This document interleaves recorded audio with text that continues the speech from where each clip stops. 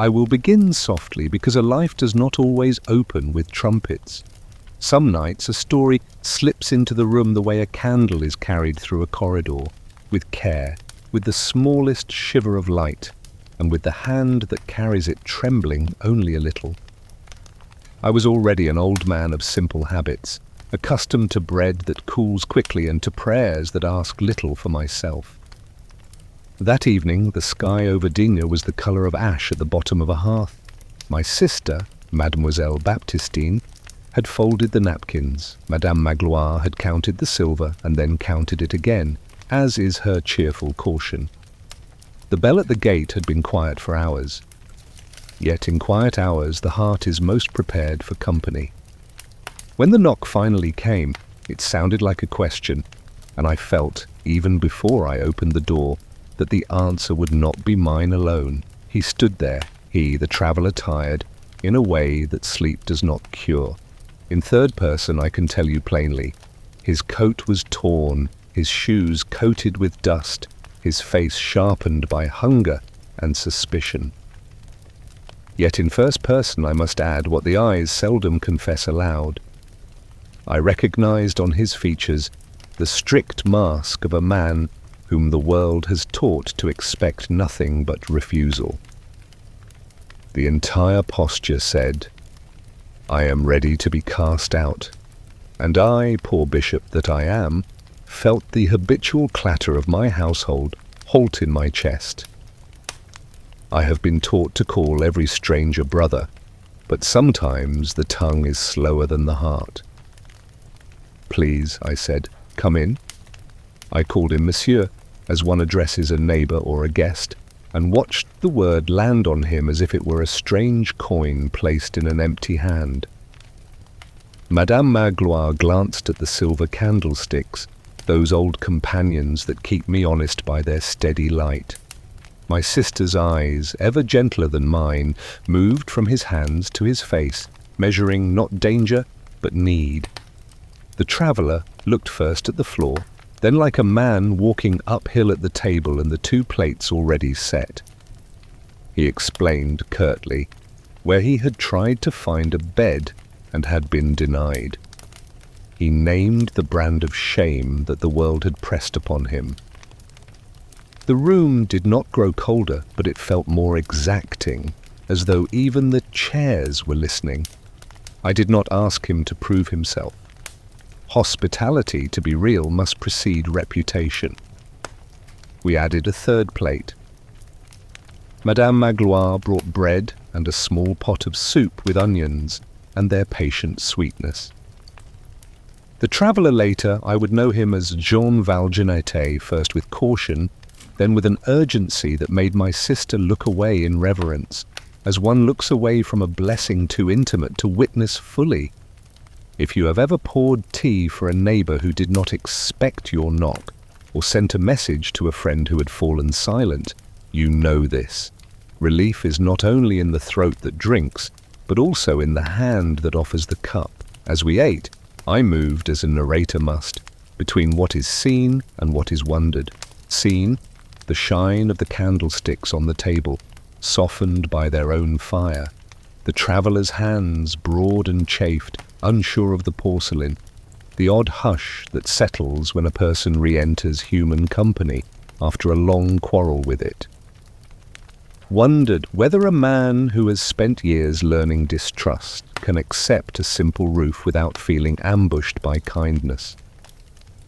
In third person, he kept his back near the wall. In first person, I confess, I placed my kindness where it might be easily reached, like bread within the span of a hungry arm. We spoke little. Words, when they have been used to injure, must recover their dignity before they can be trusted again. I told him where the wash basin was, and he hesitated, perhaps hearing in the ordinary courtesy a music he had not heard for many days.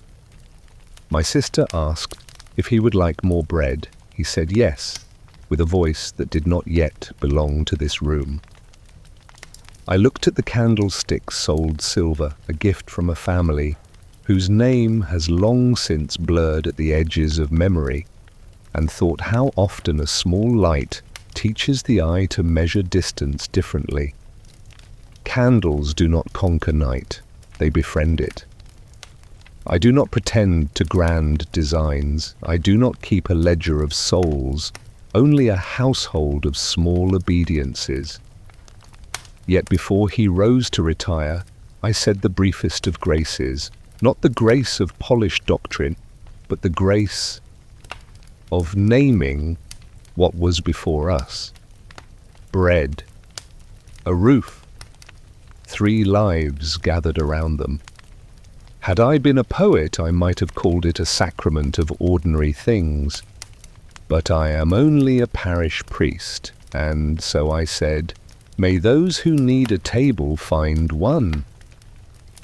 He looked at me then, not the quick glance of a man tracing escape routes, but a longer look, the kind that says the mind is searching for a shelf upon which to place a new idea. Kindness, to a person long refused, is a heavy thing. He carried it awkwardly. In third person he finished eating, thanked us in a voice that was neutral so as not to betray feeling, and accepted a bed in the small room near the kitchen. In first person I heard, faint as a pin dropped in a church, the tremor that comes when a chain inside the heart shifts even a little, but we still wonder whether an evening's welcome can unlearn years of hardness. We still wonder whether a word as simple as "Monsieur" can lift the stone that reputation has placed upon a name. Wondering is not doubt, it is hope with its eyes open. I do not say that hospitality expunges the past, only that it opens a door into a corridor where tomorrow might be different from yesterday. There is a custom in houses like mine that the last person awake trims the wick. I stayed up long enough to hear the rhythms of sleep expand and settle in the small room. The candlesticks burned lower. I remember Madame Magloire, still cheerful in her fussing, reminding me that silver is tempting, and the world is the world. "Sister," I said at last, "let the world be the world. Our duty is to be ourselves." She shook her head with the fond exasperation of those who love a habit in a man because it refuses to leave him. Perhaps you expect a great discourse here on justice and mercy, on prisons and reform. Those discourses have their hour. In mine, I keep to what I can do at a table. Fill a bowl, warm a chair, pronounce a name with respect. The night outside went on with its business of keeping watch over roofs and trees. A dog barked twice, then thought better of it. The house grew smaller the way houses do when sleep wraps them. I sat with the candlesticks a little longer, listening to their quiet argument with the dark. If this all sounds very simple, that is because it is. Often we carry the heavy arithmetic of the world-dude, deserved, earned, and forget the small addition that changes the sum given. Give a coat to someone who planned to walk home in the rain and watch how the street rearranges itself under their feet. Leave a porch light on and notice how even the insects choose its circle over the blind corners. We do not change the map, we change the traveller. When I finally rose, I did not look to see whether the silver gleamed as much as the lists in Madame Magloire's head demanded. I looked instead at the wax pooling at the base of each candle and thought of all the forms light must take to reach a human face fire in mines, stars across old distances, a poor parish's silver melted long ago and hammered into vessels that are not grand enough to distract from their use. The flames said nothing but kept saying it. Morning would ask me for decisions I could not yet name. Before it came, I gave the night a little more company and then let it keep its own counsel. In third person, the bishop extinguished the candles and closed the door to the small room. In first person, I confess, I stood a moment longer with my hand on the latch and prayed not for safety, which is often a smaller gift than we suppose, but for courage, which allows love to do its work even when it must walk through narrow places. If you ask me later what began that night, I will tell you it was not a miracle in the way we count miracles. It was a place being made at a table and a name spoken with care and the slow persuasion of light. It was, I think, the beginning of a corridor. Where it would lead I could not see, but even corridors, when they are lit, invite footsteps.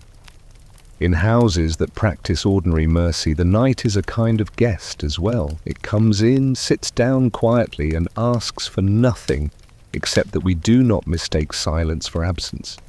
I slept, if it can be called sleep, with the sense that my candlesticks remained at their posts like two sentinels with gentle faces. Toward morning, before the first bell of Lauds, there was a disturbance, the sort of sound furniture makes when it is asked to witness a hurried decision.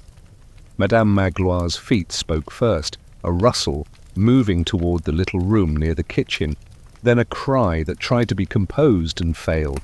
I knew before she said the words that the traveller's bed was empty, that the latch had been lifted, and that the silver had learned how to walk. Let us keep to what belongs to daylight. He did not take the candlesticks. He took the smaller pieces, forks and spoons, that, if you counted them, would make an inventory seem lighter.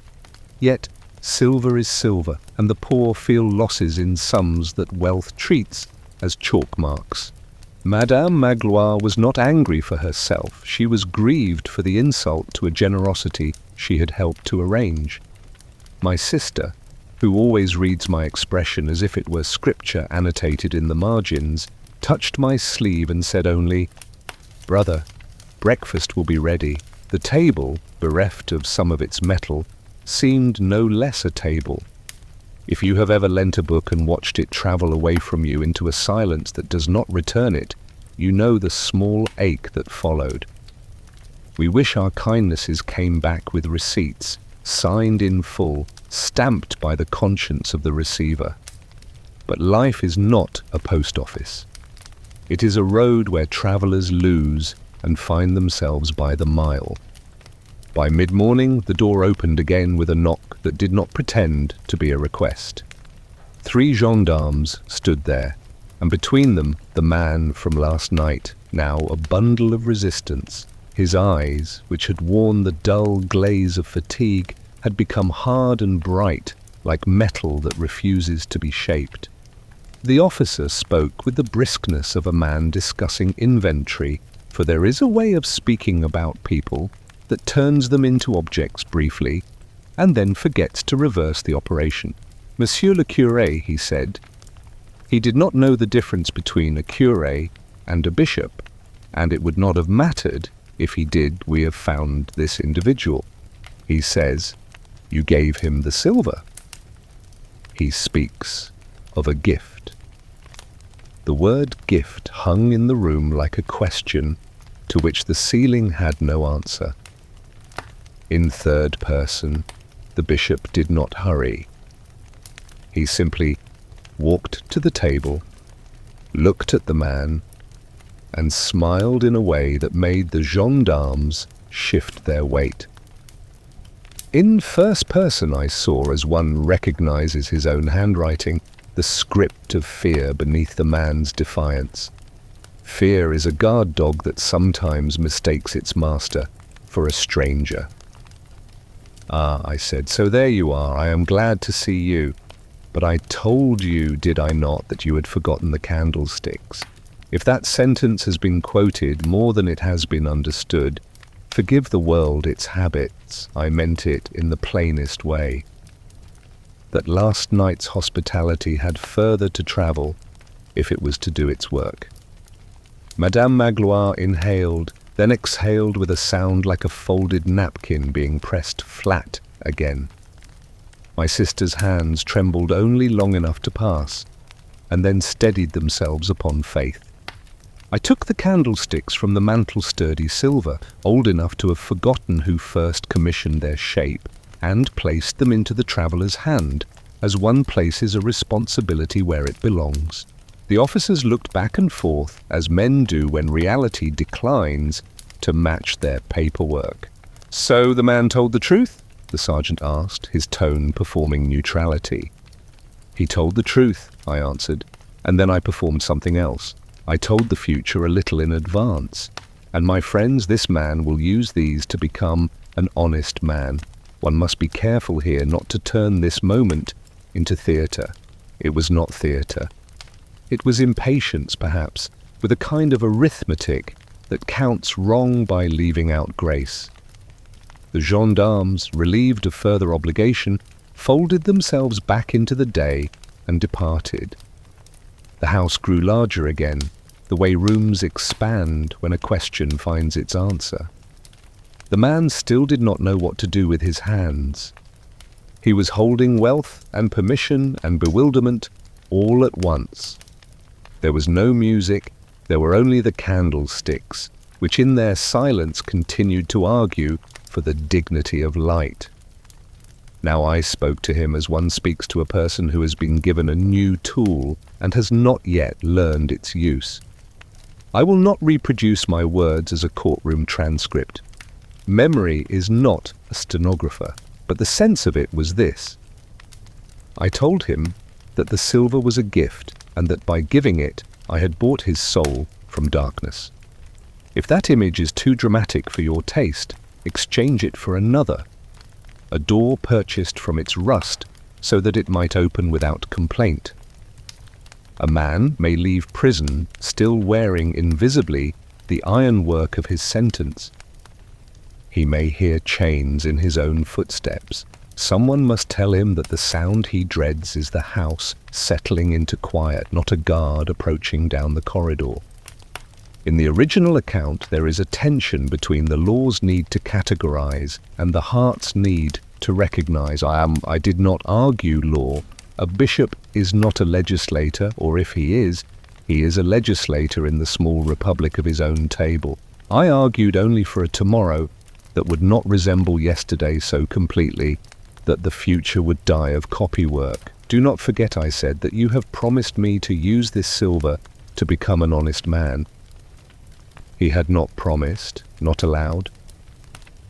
But sometimes we ask the future to make promises on behalf of the present, and then we step back to see whether it keeps them. Perhaps you imagine that he fell at my feet, that tears washed him, that hymns burst forth. Real contrition is seldom theatrical. It is a quiet negotiation between shame and a new path. His shoulders, which had been armor, seemed suddenly like something a man could set down. He looked at the candlesticks the way we look at maps, when we do not yet understand the language in which they are drawn. Then he left, not with triumph, not even with gratitude fully formed, but with the first tools of a different life hidden beneath the plain wrappings of ordinary metal. But we still wonder whether a gift can be believed by a person who has been trained to distrust gifts, whether the hand that takes can learn again to give. We still wonder whether calling a man brother changes him or merely puts us at risk of being disappointed. Wondering, I have said before, is hope with its eyes open. It does not command an outcome. It prepares a chair for it. Allow me for a moment to step aside from the large words. If you have ever forgiven a clumsy remark at dinner and watched the conversation recover its music, you know how small mercies redirect rivers. If you have ever returned a lost glove to a stranger and then seen them hold their hands differently for the rest of the day, you have witnessed a parable without needing to explain it. Large deeds ask for lectures. Small deeds ask only to be done. My sister, when the door closed, touched the space where the candlesticks had been, and then smiled in her quiet way. "We have other lights," she said. The house resumed its daily grammar, the kettle, the broom, the psalms. Madame Magloire would inventory again, as one must, for bread must be bought and lamps must be filled. There is a holiness in these repetitions. The world is maintained by the faithful attendance of people who keep doing the good that has no audience. I kept one more appointment that morning with my own conscience. It is a courteous visitor when treated promptly and a noisy one when neglected. I asked myself whether I had deceived the officers. No, I concluded, I had only told the future in the present tense. This is sometimes necessary to help the future hear itself. I asked whether I had risked encouraging a thief. The question, stern as it is, deserves an answer. Mercy is not leniency, it is investment. It spends today on the possibility of a redeemed tomorrow. Investments can fail. That does not dissolve the wisdom of placing them. In third person, the bishop returned to his scriptures. The old man bent over old words and found them fresh again. In first person, I confess, I traced the light that afternoon, the way one traces a river with the tip of a finger on a map, curious where it will meet the sea. The candlesticks were gone from the mantel, but their absence did not impoverish the room. They had only changed their place in the story. Light, like love, is truer in motion than at rest. Years would be required to test the statement I had made in front of the officers. Years would be required for the man to discover whether honest is something one arrives at or something one practices until it feels like home. The beginning is always smaller than the outcome. Seeds are neither spectacular nor persuasive. They are simply stubborn. If you wish to carry something from this chapter into your own street, let it be this: do not be afraid of sentences that invite the future. I will see you again. You can try once more. Take this and use it well. Spoken sincerely, they set chairs at a table you have not yet laid. People hungry for dignity will often bring the bread. When evening came, the mantel was bare. We lit other lamps. We ate simple food. We prayed a prayer with no adjectives. And when I turned down the wicks for the night, I thought how many forms of courage are indistinguishable from tenderness when looked at closely. The door slept on its hinges. The gate learned the shape of quiet.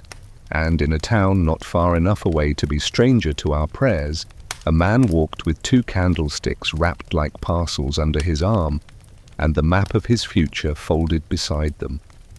Mourning can be a stern teacher. It does not ask what we intended. It simply shows us what we have done and invites us to walk forward with it. The day after the candlesticks departed, Digna resumed its small fidelities, the market voices practicing their scales, the bells counting our errands, the baker's window performing its old liturgy of bread. In third person, the bishop wrote letters, visited a sick mason whose cough kept time with the rain in his roof, and blessed a marriage that needed more patience than proof. In first person, I admit I listened for news of the traveller as one listens for a footfall in a corridor, neither anxious nor indifferent, only attuned. Of the man, let us speak plainly in the third person, because plainness is kindness here. He walked out from my house with the candlesticks wrapped among coarse things, as a poor student might carry a violin inside a weathered case. The road received him without curiosity. A town, even a kind one, has an appetite for categories. It is less practiced at receiving revisions. He found himself in the open air where respect does not gather of its own accord. Habits, like shadows, follow us even into new light. I did not see him meet the child with the coin. That particular test of his new morning belongs to him and to the boy. But the story reached me, not through gossip, though gossip is industrious, but through the slower, more dependable route of confession and reflection. In short, a small coin fell. The boy called after the man. The man, startled and embattled by reflex, placed his foot where it should not have been. The coin disappeared into a pocket that had learned to make space without asking permission. Even gifts must wrestle with old routines. If we judged kindness by immediate perfection, we would never attempt it. The journey from chain to choice is not a straight corridor. It wanders as hearts do when they are relearning how to walk. I have sometimes thought that grace is not a flash of lightning but a slow apprenticeship to daylight. If the candlesticks were my part, the echo of that morning misstep was his. To anyone who has tried to break a habit, bitterness, for instance, or the convenient untruths we tell to protect our pride, this will not be surprising. We are not clocks to be reset. We are gardens to be tended. We need rain, we need seasons, and sometimes the weed looks very much like the herb until you taste both. There are those who prefer stories with tidy borders. A gift given, a heart transformed, a new man striding forward, end of lesson. I prefer the truth, which is less theatrical and more hopeful. Hope is made of stamina. A man may fail the morning after he is forgiven and still be on his way to a different evening. This is how I understood the rumour when at last it crossed my threshold. I did not sigh. I did not scold the air. I trimmed the lamp and said to my sister, "If a door was opened last night, the hinge will still creak for a while. Let me return for a moment to my own work, for a bishop's day is a string of small knots asking to be loosened. I sat with a widow who could not forgive the price of bread for refusing to respect her purse. We did arithmetic together and found that sometimes the answer is not in the numbers, but in the neighbour who will watch your children through the winter. I visited the school and reminded the teacher that a child's mistakes are invitations, not evidence. This is not piety disguised as policy. It is the only way to keep a town from becoming a courtroom. If you have ever decided to smile first at the clerk who looked past you yesterday, you know the stubbornness required to practice mercy at retail. Of the traveller of Jean Valjean, I will say this in the third person. He discovered how heavy a gift is when one feels unworthy to carry it. Gifts are not light, they are weights designed to teach the hands a new balance. He fled the feeling by moving quickly as if speed could outrun thought, but the world, which can be coarse, is also ingenious at placing mirrors in a man's path. The boy calling after his lost coin was such a mirror. It reflected not accusation only, but possibility. That the new name, honest, might yet be tried on like a coat and found to fit after the tailor had made adjustments. When I learned of the incident, I did not compose a sermon against backsliding. Sermons are often aimed at people who are not present to hear them. Instead, I warmed to the thought that repentance is a road best travelled in company. Not every companion must be a priest. Sometimes the company is the memory of a table set with 3 plates and a word pronounced with respect. A man can eat courage long after the meal is over if he remembers how it tasted, but we still wonder whether a single night can resist the weight of many years, whether new light can contend with an old map that has led a traveller down the same hard street. We still wonder whether a gift, once pocketed, can be believed without being paid back in a currency that cannot be minted. Trust. Wondering does not cancel our consent to hope. It is only hope's way of staying honest. Allow me 2 small loosenings of the rope. First, if you have ever attempted to keep a New Year's resolution and found yourself meeting an old habit at the pantry door, do not throw away the calendar. Calendars are not responsible for cupboards. Begin again without flourish. Most good beginnings dislike trumpets. Second, if a friend disappoints you after you have decided to believe in them, count the disappointment carefully. Some debts should be paid in patience, which is a safer coin than anger because it does not multiply interest while you sleep. Back in Digne, life insisted on its usefulness. A neighbour brought potatoes, which are little sermons in burlap, plain, nourishing, patient underground until summoned by hunger. We shared them with a family whose wages had been late enough to introduce anxiety to their table manners. Madame Magloire, cataloguer of losses and defender of practical sanctities, eventually confessed with a laugh that the empty spaces on the mantel vexed her less with each passing day. "One rearranges," she said. My sister added, "One remembers what the mantle is for. It is for bearing light, not merely for displaying silver." I kept thinking of the phrase I had spoken to the officer. She will use these to become an honest man, understood that I had spoken a grammar lesson to the future. Become is not be. It is the most hopeful of verbs and also the most demanding. Become requires time and the courage to tolerate our own unfinishedness without mistaking it for failure. If love is patient, it is not because love is passive. It is because love is busy over long durations. Near evening, I wrote a letter to a colleague in a neighbouring diocese about parish relief for unemployed labourers. I mentioned, not as an example but as a meditation, that generosity rearranges the furniture of a life in ways the host cannot predict. "We do not own the outcomes of our gifts," I wrote. "We only own the disposition that makes them possible." This is not a plea for carelessness. It is a confession that control is a poor gardener of the human soul. What became of the boy's coin? He found another coin, as boys do, in the committed geography of childhood, where lime trees and gutters and cobblestones conspire to hide small fortunes. What became of the man's heart in that same hour? It shifted by a measure too small for town ledgers, but large enough for God's. If you worry this sounds sentimental, remember that sentimentality is feeling without cost. This slow apprenticeship to daylight costs a great deal. It asks a man to confront the reflex that has kept him alive and to thank it for its service before asking it to retire. When night folded itself over Digny again, I walked past the mantel and did not look for the candlesticks.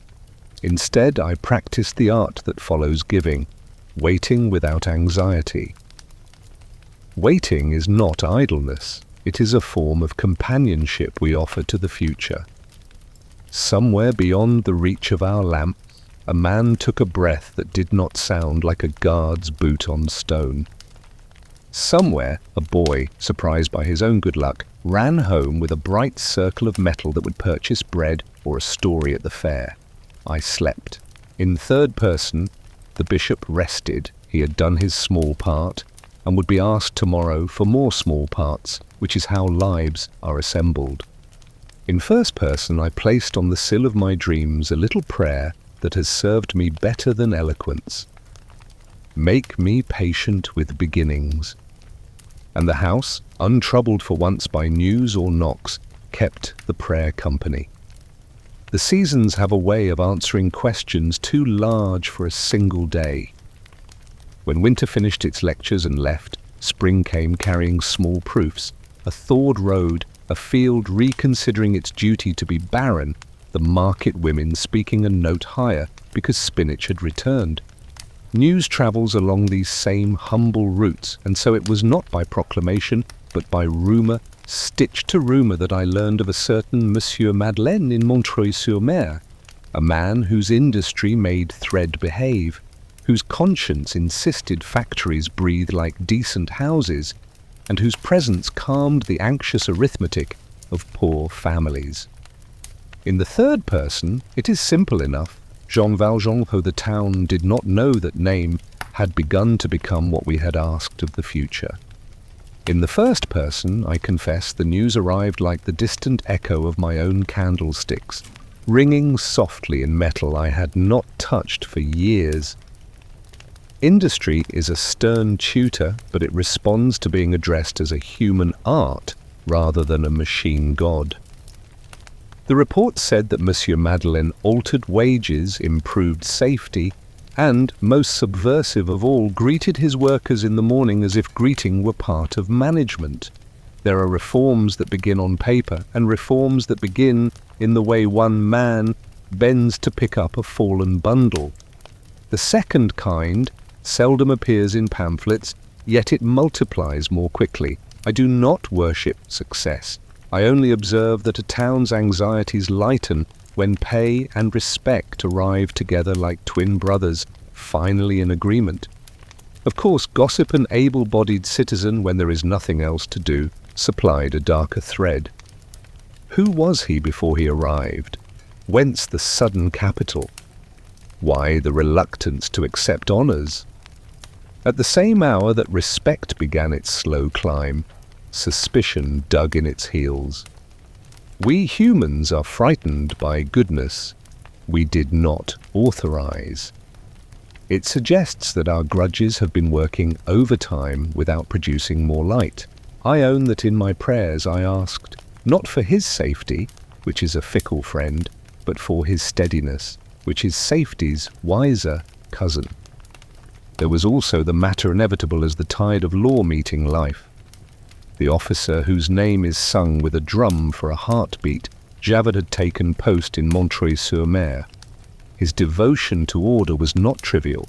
He believed in a universe that holds still if you measure it sternly enough. In the third person, we could say that he watched Monsieur Madeleine the way a surveyor watches a horizon line, alert for any impertinent curve.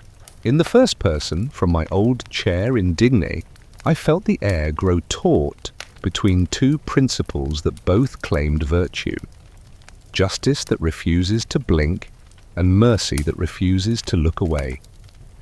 If truth is a house, these two stood in opposite doorways, each insisting the other had forgotten the key.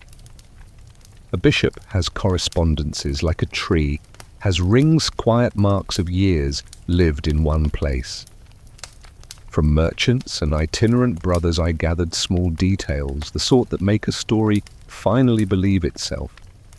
A cart once overturned in the street, pinning a carter whose dread turned the scene into a crowd's lecture on helplessness. It was said, no, it was witnessed, that Monsieur Madeleine set shoulder and soul against the weight and lifted, so that the man beneath could breathe a second time. Whether or not you admire strength, you must admire breath salvaged from fear. I mention this not for its spectacle, but for its grammar. The man who once carried a number on his back now carried another man's danger on his shoulders. A syntax had been corrected. If you have ever watched a neighbor fix a squealing hinge in a building you do not own, you have seen the same prayer answer itself at a smaller scale. The world improves inch by inch wherever people stop waiting for permission to love the common life. Bake an extra loaf and the village changes its posture. But we still wonder whether a name can ever fully outrun its shadow, whether the street will eventually whisper the syllables a man has tried to lay to rest. We still wonder whether the conscience of a town can recognize repentance when it arrives wearing plain clothes and carrying the day's accounts. Wondering requires stamina, and rumor does not tire easily. Into this fragile balance came a woman's story, which is to say, a mirror the town preferred to avoid, Fantine. I did not meet her in person. Mercy often hears of those it cannot immediately touch. But what I learned made me measure again the distance between policy and care. A child left in the dubious guardianship of innkeepers, a mother whose youth had been taught to apologize for itself. Work found and then lost when the past, like a jealous creditor, demanded payment. The details are well known to those who read with attention: how hair can be sold, how teeth can be bought, how respectability of mortals can shut a door with clean hands. If I speak carefully, it is because sorrow asks for verbs that do not make an exhibition of themselves. From Montreuil-sur-Mer came the quieter rumor that the mayor's mayor, industry sometimes recommends its own steward, had learned of her and begun to repair, in increments, what negligence and cruelty had joined to break. Debts eased, accommodations found, a child sought. I do not paint halos, they make the head weary.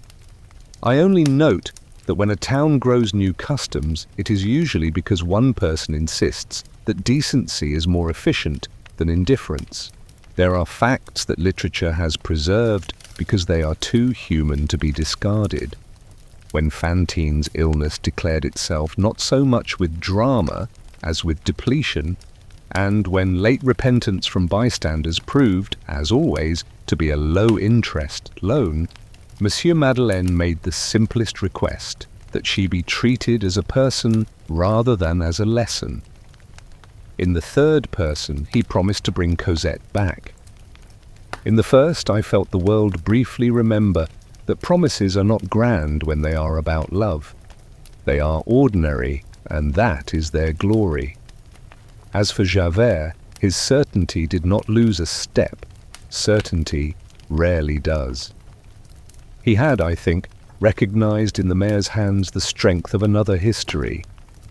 The law, when it is honest, admires craft even in its quarry. He sent reports, tested facts, measured faces against the inventory of his memory.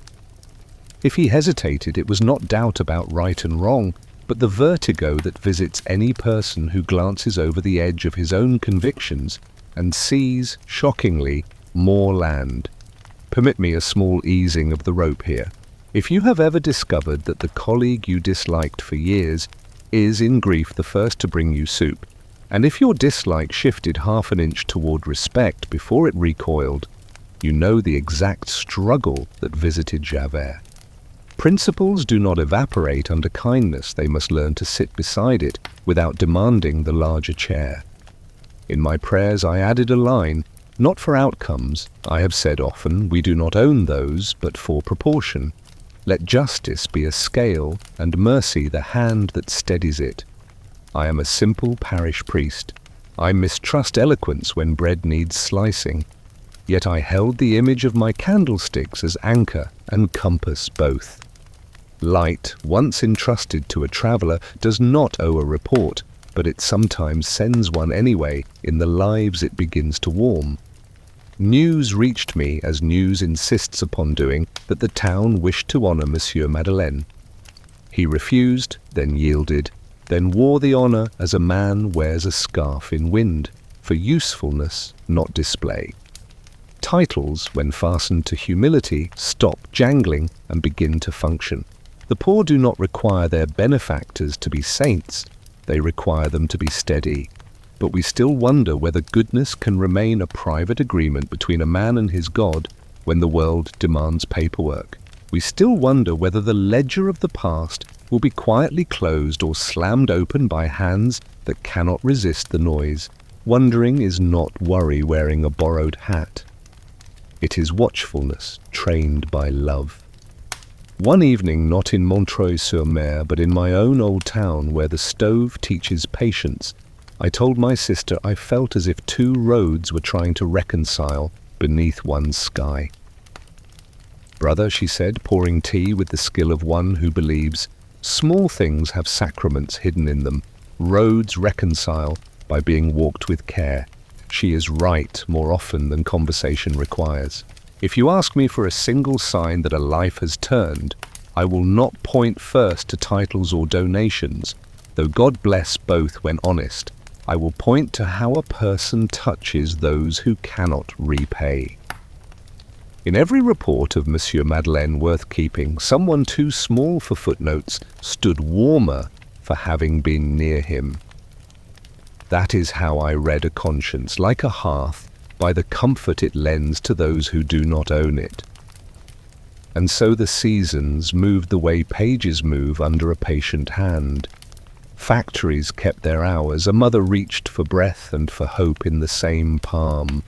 A servant of the law studied a face with the intentness of a man who wishes to be correct more than he wishes to be kind.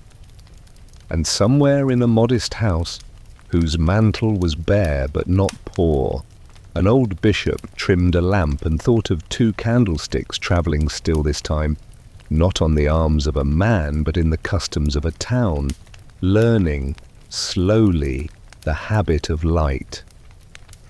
There are hours in a life when the future waits in the corridor listening to how we pronounce our name. The reports that reached me from Montreuil-sur-Mer had been steady as well-made bread. Then one day the loaf broke in the middle. A vagrant in Arras-Port, unlettered. The sort of man the world forgets to greet had been seized under the suspicion that he was none other than Jean Valjean. The mistake, if mistake, it was suited the world's love of easy arithmetic. One anonymous man to balance one famous mercy. In the third person, the mayor could have remained silent and kept his honor safely fastened to his lapel. In the first person, I tell you that silence can be the loudest betrayal a soul ever attempts. The news came in pieces, as truth often does when it must travel by humble post. There would be a trial in Arras. Witnesses who remembered the galleys were prepared to swear. Certain scars, certain gestures, certain remembered habits would be paraded like museum items to identify a life the accused had not lived. I have seen towns perform such pageants before, solemn as cathedrals, wrong as rumour. Javert, exact as a rule laid across a desk, believed he had solved the equation at last. The law loves resemblance. It is less tender toward metamorphosis. I am told, here I trust the witnesses whose eyes are not in the habit of performing, that the room in Arras wore its importance like a borrowed coat. A little too large, a little too stiff. The accused, Champmathieu, understood only that rooms with high ceilings seldom listen well to poor men. He answered awkwardly. He contradicted himself by confusing fear with memory, as many do. The names of former convicts Brevet, Chenildieu, Cochepaille were spoken as if names themselves could summon certainty. Faces from the past leaned forward. The air smelled of paper and sweat. At this hinge the tale offers us a great convenience. We may imagine that a hero leapt up from his chair and the room rearranged itself to accommodate truth. But the courage that matters often waits, trembling like a hand above a door latch. The road from Montreuil-sur-Mer to Arras is not impossible, but it is long enough for a man to argue with himself in every tense. I was, I am, I could be, I will not. Monsieur Madeleine, whose hands had learned to lift carts and ledgers alike, faced a calculation of a rarer kind. If he spoke, he would undo the shelter he had built for others. If he kept still, he would let a man drown in a river whose current he could name. From the vantage that age provides less like a tower than like a doorstep, I will say that decisions at this scale are not solved by syllogisms. They are solved by identity. The question is not, what is permitted, but who am I if I do this? If you have ever held your tongue to protect a small comfort and felt your name diminish by half, you know this arithmetic. We do not live by bread alone, nor by praise. We live by the agreements we keep with ourselves when no one is applauding. He went. He entered the courtroom with the modesty of a man arriving late to his own conscience. I will not rehearse every word. The book has kept them, but I will hold to the plain fact. He told the court his name. He told it not as a flourish, but as a removal of a mask grown heavy. The witnesses, confused by the generosity of reality, faltered. The room, offended that truth had taken an ordinary road to arrive, hesitated in its solemnity. Javert, whose mind loved the straight line, found that a line had bent toward mercy and refused to call the curve a circle. The accused, this Champmathieu, this man the world had been prepared to sacrifice to tidiness, looked up as one looks up when a second breath finds its way into the body. There is a memory the town keeps that Monsieur Madeleine named that other life Jean Valjean without ornament. and in doing so repaired not only the fate of the man before him, but also the grammar of justice in the room. Justice is not only about rightly naming guilt, it is about refusing to outsource innocence to convenience. If there was a murmur, it was the sound paper makes when it must be rewritten. But we still wonder whether a confession can survive what it destroys. We still wonder whether a name, once reattached to its owner, will tear loose all the nails that held a new life to the wall. Wondering, again, is not doubt in costume, it is fidelity to the cost of goodness. Permit me to loosen the rope a little. If you have ever returned to a shop to correct an undercharge and watched the clerk's surprise become respect, you know how quickly truth repays the awkwardness of its announcement. If you have ever told a child, "I was wrong," and seen their face learn a new grammar for love, you have practiced the same liturgy the courtroom performed without knowing it. From a distance I prayed a small, unspectacular prayer, that the man's courage would not evaporate when the applause ended, that the town would learn the trick of honoring a confession without enjoying a scandal. Towns are like adolescents, they are capable of greatness, but enjoy mirrors too much. I asked too for Javert, for him that his mind would discover that a straight line sometimes arrives at truth only after it has been willing to pass through a generous curve. It is reported that, after the declaration, Monsieur Madeleine left the court like a man who has paid a debt. The world, which often responds to payment with another invoice, began at once to draft consequences. He would resign, he would be sought. The kindness he had built into streets and wages would be tested for its ability to stand without the architect standing beside it. This is one of the cruel lessons of virtue. It must sometimes trust that the good it has taught others will remember its steps, even when the teacher is asked to leave the room. Back in Montreuil-sur-Mer, there remained debts less public but more tender.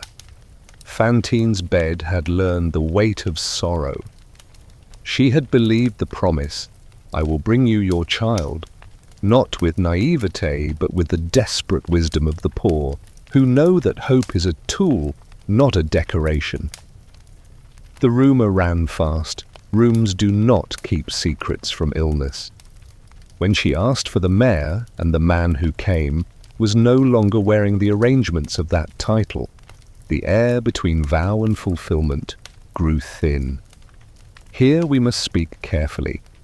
Death, when it is written with dignity and without spectacle, enters like an old friend who does not require introduction. He kept his promise as far as hours would allow, and when hours refused to extend themselves, he kept the manner of his promise. He treated her as a person, not as a warning to others. If this sounds like small praise, it is because we have forgotten how large personhood is. Feed, warm, call by name, these are the offices of a civilization. Factories and courts exist to make such simplicity possible, not to excuse its absence. I kept my candlesticks in mind as I considered the scene I could not touch. Light does not argue with night, it attends it. In attending, it changes what can be seen. The mayor had become again the man I met at my gate, but he carried with him a more difficult wealth, the habit of choosing the person in front of him over the reputation beside him. Reputation is not evil, it's merely heavy. Sometimes it must be set down to make room for a human face. But we still wonder whether truth can keep a roof over those who depended on the useful fiction. We still wonder whether a town trained by one man's patience can remember its lessons when the teacher is taken away to recite his name before other doors. Wondering is the companion of fidelity. It keeps us from congratulating ourselves too soon. Allow me two small domestic images before we close this hour. First, a quilt holds together, not because the cloth is grand, but because the stitching does not give up at the corners. The good in Montreuil-sur-Mer to wages, the morning courtesies, the lifted cart would hold if the stitching proved faithful. Second, a garden remains a garden when the gardener travels because neighbours have learned where the watering cans live. Teach your neighbours where the watering cans live. In the third person, the Bishop Indigné set down these reflections and returned to his visitations, for grief does not excuse us from feeding the living. In the first person, I admit that I paused at the mantle still bare, still eloquent, and thanked God that light, like truth, does its best work when it is not busy seeking witnesses. The corridor into which we had stepped years ago had opened onto a larger hall. Doors would shut, doors would open. And through them all, a single name spoken at last without disguise had taught a courtroom, a town, and perhaps even a stern officer of the law, that justice itself is never so beautiful as when it makes room for a mercy that keeps its promises. There are promises that learn to keep time better than clocks. After Arras, after a name restored to its owner, and a life unfastened from its borrowed title, the road bent toward a child. In third person, the story is simple. Jean Valjean travelled to Montfermeil to fulfill a vow made to a dying mother. In first person, from my small house in Digne, I felt that vow like a tug on a bell rope that I had once set ringing. The sound is faint across distance, but conscience is an echo chamber. It preserves what matters. Montfermeil is not a famous town. Towns seldom are when their chief business is forgetting the poor they profit from. There lived an innkeeper and his wife, the Thénardier geniuses of petty arithmetic, who could multiply a child's need into a debt that never finished coughing. Cosette had been left there by necessity and faith, two companions that rarely agree, but sometimes travel together because they must. The reports that later reached me did not arrive as scandal. They arrived as weather. A chill repeated until it taught the bones its grammar. The child rose before the sun, learned its lines, worked as if work were an inheritance, and grew small inside, tasks too large for any tenderness to recognize her. There is a night preserved in literature, and I suspect preserved even more purely in heaven, because heaven prefers the testimonies of children. On that night, let us speak of it plainly, the inn's rough merriment performed itself with clumsy confidence while the girl was sent to fetch water from a distant spring. It was winter. Woods make a different kind of promise in winter. They promise that whoever arrives must leave as well, and the road in between will be longer than fear allows you to calculate. The bucket was heavy before it was filled. Afterward, it was a sentence pronounced on a small body. In third person, a tall man, cloaked not only in a coat but in a certain silence, appeared on the road. He took the bucket from the child's reddened hands and carried it as if he had practice at carrying what others should never have had to lift. In first person, I call this a vow learning to walk. He entered the inn with the girl the way a simple truth enters a complicated conversation without flourish, correcting tone by the mere fact of being present. No one recognized him, as often happens when a person arrives only to do what is right. There are details that every reader keeps. Eponine and Azelma, the innkeeper's daughters, with their fine dolls. Cosette with her quiet eyes and her invisible pockets. A toy in the shop window that looked like the world as it should be, watched by a child accustomed to the world as it is. He bought the toy, not to embarrass luxury by contrast, but to teach a pair of hands what gentleness weighs. A doll is not a philosophy, but it can be a grammar lesson in dignity. It tells a small person, the world includes you. That night it said it convincingly. What followed is recorded with numbers and receipts somewhere, but let us keep to the human sum. He paid what was demanded, and the price swollen by ingenious cruelties, was less than the value of the promise he had come to keep. The innkeeper bargained with the energy of a man who has discovered that conscience will pay more than market value.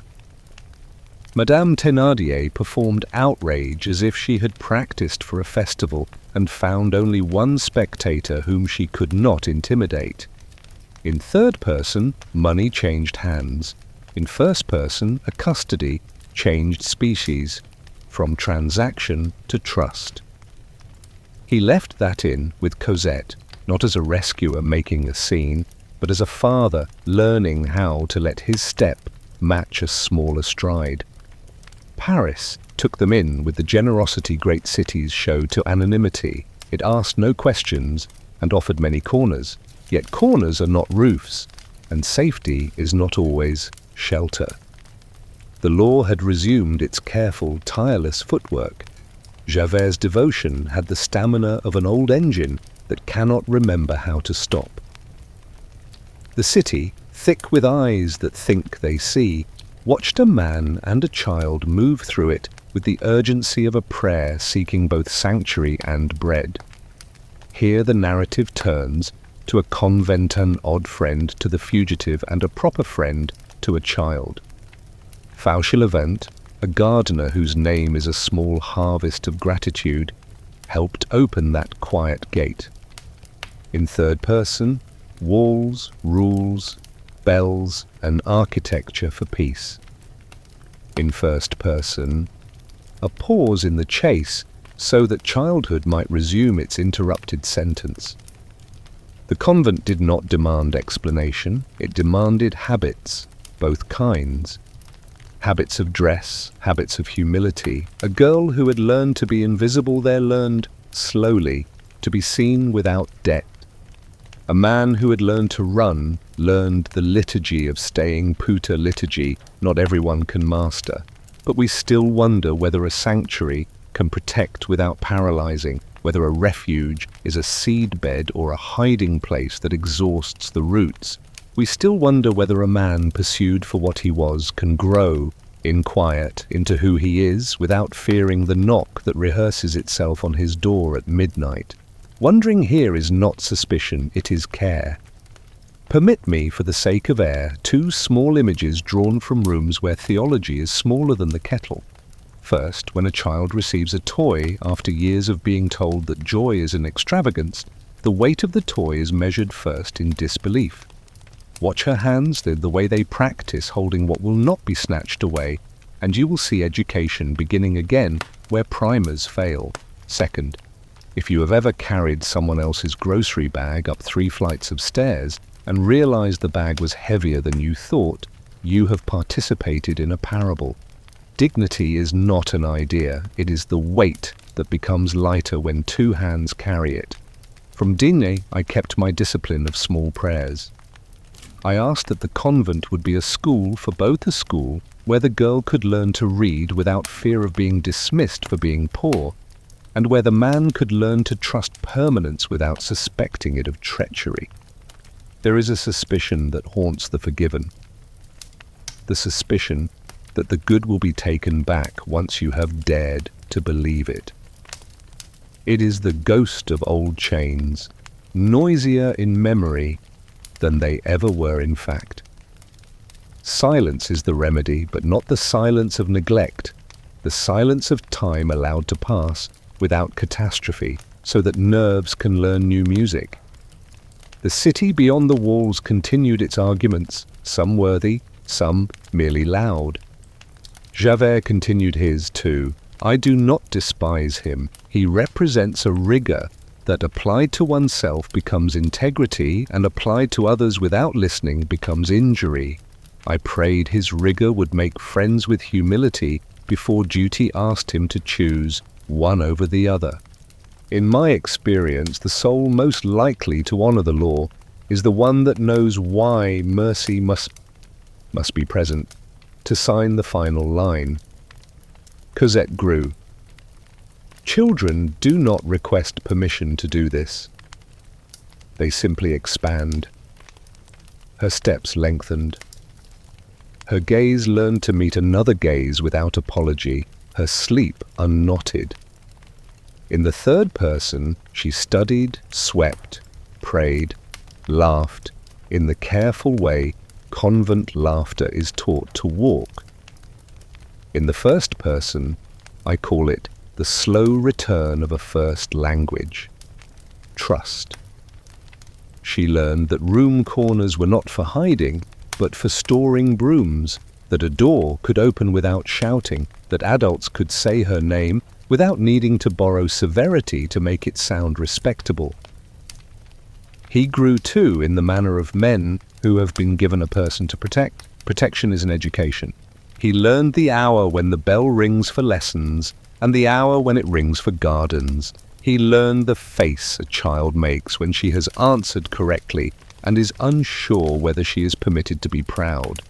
He learned to walk with less noise in his mind.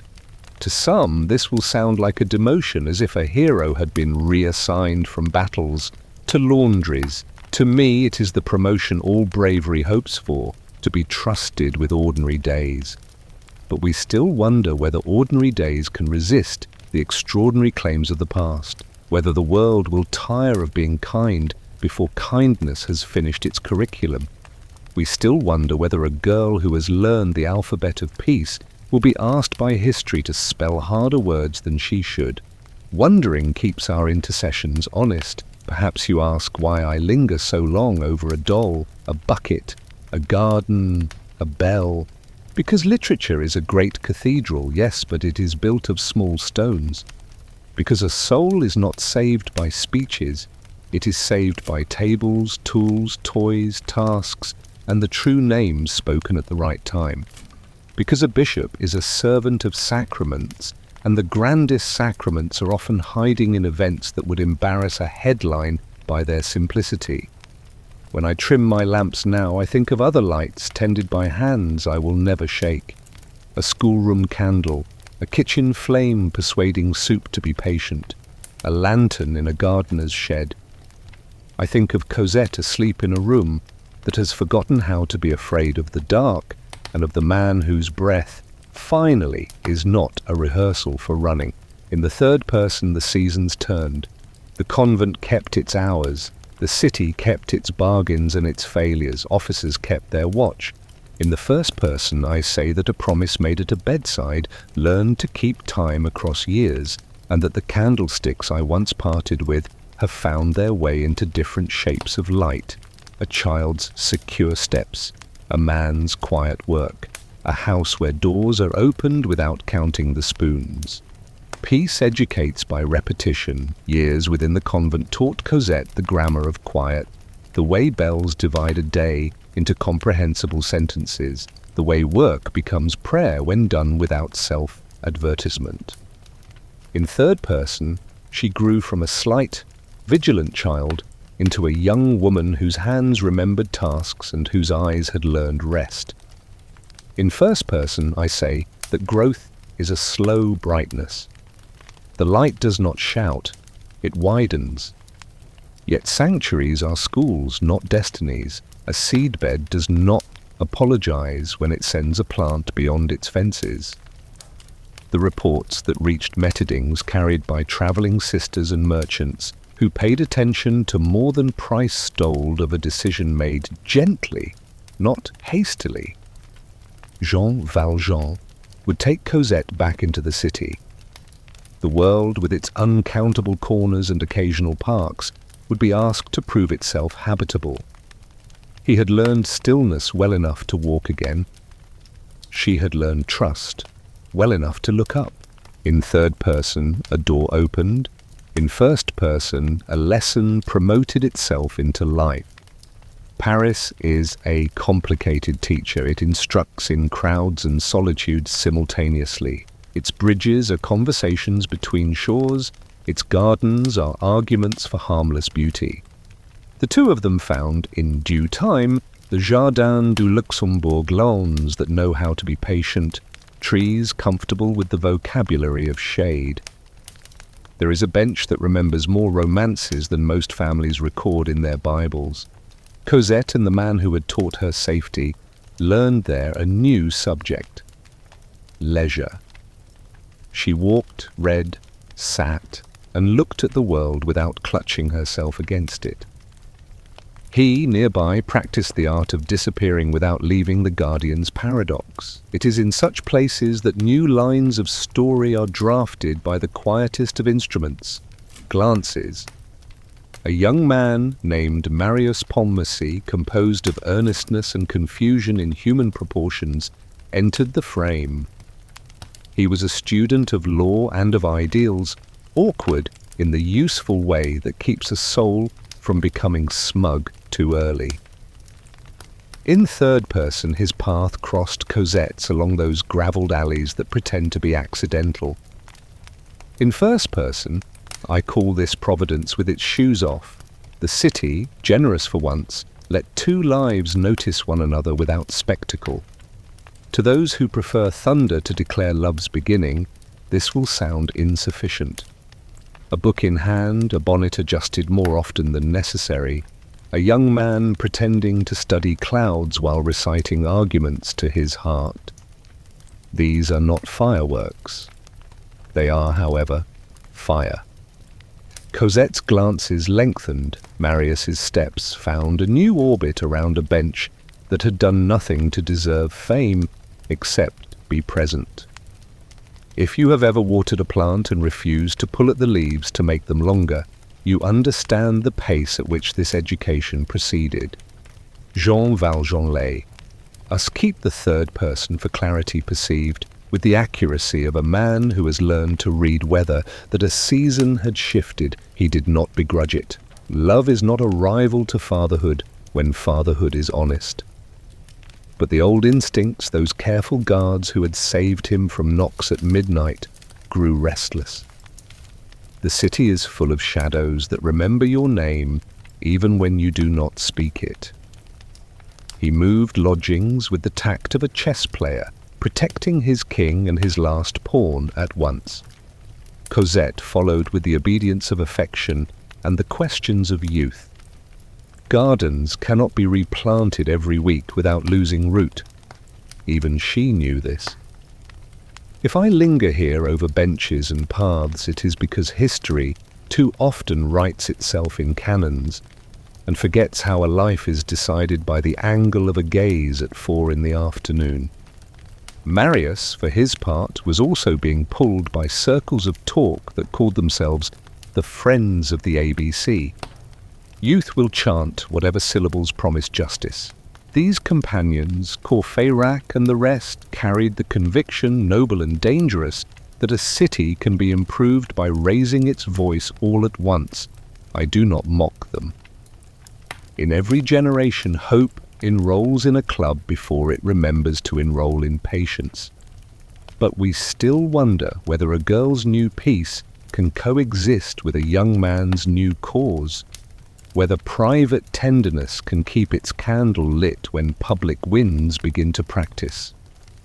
We still wonder whether Jean Valjean's vigilance, righteous in origin, would mistake love for peril only because both learned to walk the streets at dusk. Wondering here is not interference, it is watchfulness that refuses irony. Permit me 2 small loosening images because gardens and benches do not have the whole curriculum. First, if you have ever caught a neighbour's dropped scarf on a windy corner and watched embarrassment become gratitude, you know how cities are taught to be kind, one interception at a time. Second, if you have ever moved an old chair nearer a window and found that the room felt entirely new, you know how small adjustments rearrange entire afternoons. Marius moved his chair toward a particular view. Cosette discovered that afternoon can be a vocation.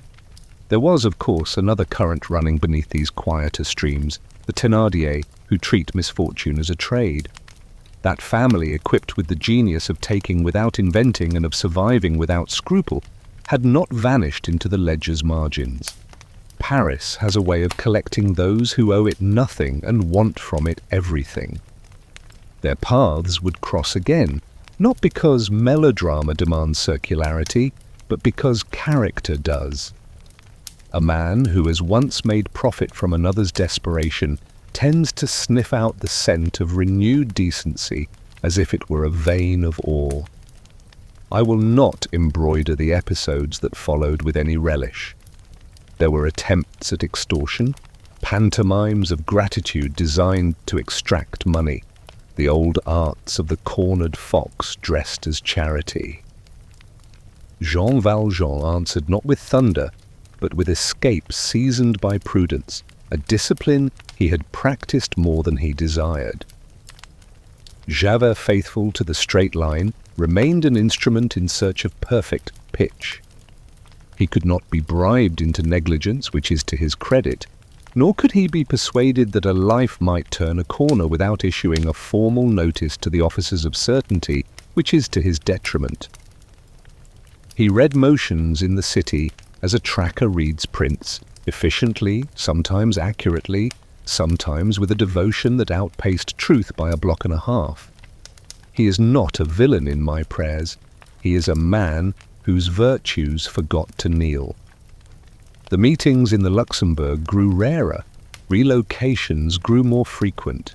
Marius, poor, earnest Marius, misread absence as fate's veto, and then, like many young men, alternated between despair and poetry. Cosette learned that love instructs not only in delight but also in the labor of waiting. Jean Valjean learned that fatherhood requires a humility different from the humility of poverty, the humility to let a life you protected begin to love beyond you. If you ask what I, an old man with a mantle still eloquently bare, did with such news, I will tell you that I added to my morning prayers a line about courage in small resignations. Teach us, I said, to bless the growth that moves away from us. Parents will understand. Teachers will too. Anyone who has kept a door and then watched those who used it choose another road knows the ache I mean. It is not grief. It is a graduation without ceremony. There is, preserved in the book and in the city's own stubborn memory, a period of relative quiet before louder chapters. This quiet matters. Calm is not the absence of plot. It is the portion of a story that teaches characters how to stand before asking them to run. In those months, Cosette's handwriting improved, Marius's convictions collected footnotes, Jean Valjean's precautions invented new synonyms for modesty. The candlesticks, do not think I have forgotten them, continued their work at a distance by being imitated. 2 lamps in a small Paris room, a habit of courtesy at a concierge's desk, the currency of Monsieur and Mademoiselle spent without stinginess. But we still wonder whether quiet can hold when history clears its throat, whether benches can keep their treaties with lovers when streets begin to practice barricades. We still wonder whether the straight line and the generous curve can coexist in the same map when the city decides to test the accuracy of both with stones and shouts. Wondering is not foreboding, it is the mercy of bracing.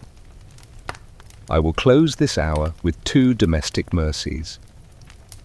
First, Cosette learned to tend a window-box geraniums that persist like cheerful theology.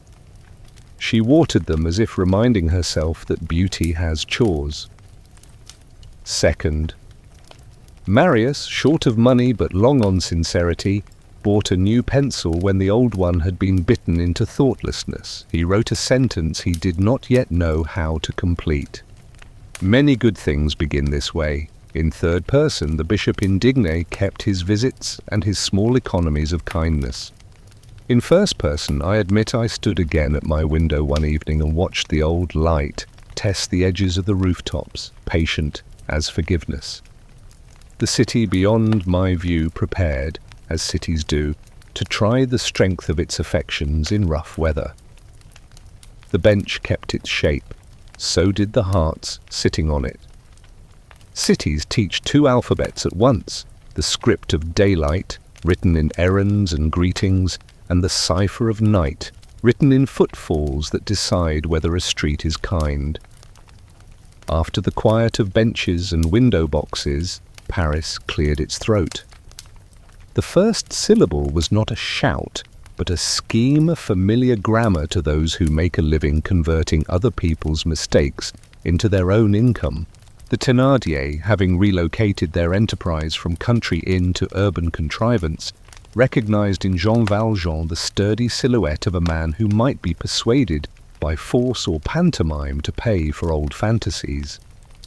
They set a trap in a lodging house whose stairs had learned many plots, the sort of building that looks like it keeps secrets because it has heard too many. In third person, a narrow room, a suspicious kindness. A net of neighbours suddenly become accomplices, the room's edges tightening like a belt drawn thoughtlessly. In first person, I call it a cheap theatre, attended by a soul that has long since retired from performances. Jean Valjean, no longer startled by the oldest tricks, answered with the composure that mercy sometimes teaches to self-defense. Somewhere in those corridors the name Javert reappeared, not as salvation but as interruption. His devotion to order, arriving without warning, scattered the trap the way an unexpected bell scatters birds. The law does not always rescue for the right reason. Sometimes it merely insists that disorder must apply for a permit before operating. The result that evening was a door opened wide enough for escape. If you want the picture without embellishments, ropes, windows, the practical invention of a man who has escaped before and would prefer not to, and the steady beating of a heart trained to read seconds. Paris keeps many routes for those who have earned them by running. He and Cosette did what cities teach the poor to do well disappear. It is not romance, it is geography practiced under pressure. But we still wonder whether flight can become a way of life without diminishing life into flight, whether vigilance can serve love without slowly persuading love to live under the table. We still wonder whether a conscience that has spent years learning to anticipate danger can recognize the hour when it must make room for a different anticipation joy. Wondering is not rebuke, it is the humility that asks love to bring a chair for prudence but not the whole bench. Soon after, the alphabet of daylight produced a new sentence, letters. Marius, having perfected the art of walking past a gate with too much intention, at last found the path of ink more reliable than gravel. The garden where Cosette read, by then a quieter, more private plot, became the border between two good anxieties: a father's vigilance and a young pair's discovery that language can blush. In third person, notes hidden, glances exchanged with a bravery both tender and ridiculous. Encounters that begin with apologies for existing and end with vows that tremble. In first person, I name it curriculum. The heart returned to its first school. Jean Valjean perceived the handwriting upon his own piece. He had built a life sturdy enough to host quiet, and now quiet had invited guests. He considered flight again, not out of panic, but out of duty as he understood it. To keep Cosette's safety unblemished by anyone's desire, even her own. A plan to depart, perhaps for England, that patient archipelago where anonymity is an art, began to collect practicalities, passports in embryo, trunks in rehearsal. Love, which had learned to grow without trumpets, heard the rustle of paper that could fold it away. Here I must pause for Eponine, the girl who learned early that some loves are careers in longing. She too wrote letters, not for herself, but as a messenger whose steps rehearsed loyalty even when her hope had no audience. To speak of her is to speak gently. She represents the economy of a heart that spends itself without receipts. She helped Marius find the door to Cosette's silence. She guarded that door with an odd fidelity to a happiness that would not include her. There is a holiness in such arithmetic when it does not curdle into bitterness. If you have ever handed a friend a ticket to a concert you cannot attend and felt joy arrive unselfishly anyway, you know Eponine's small sainthood.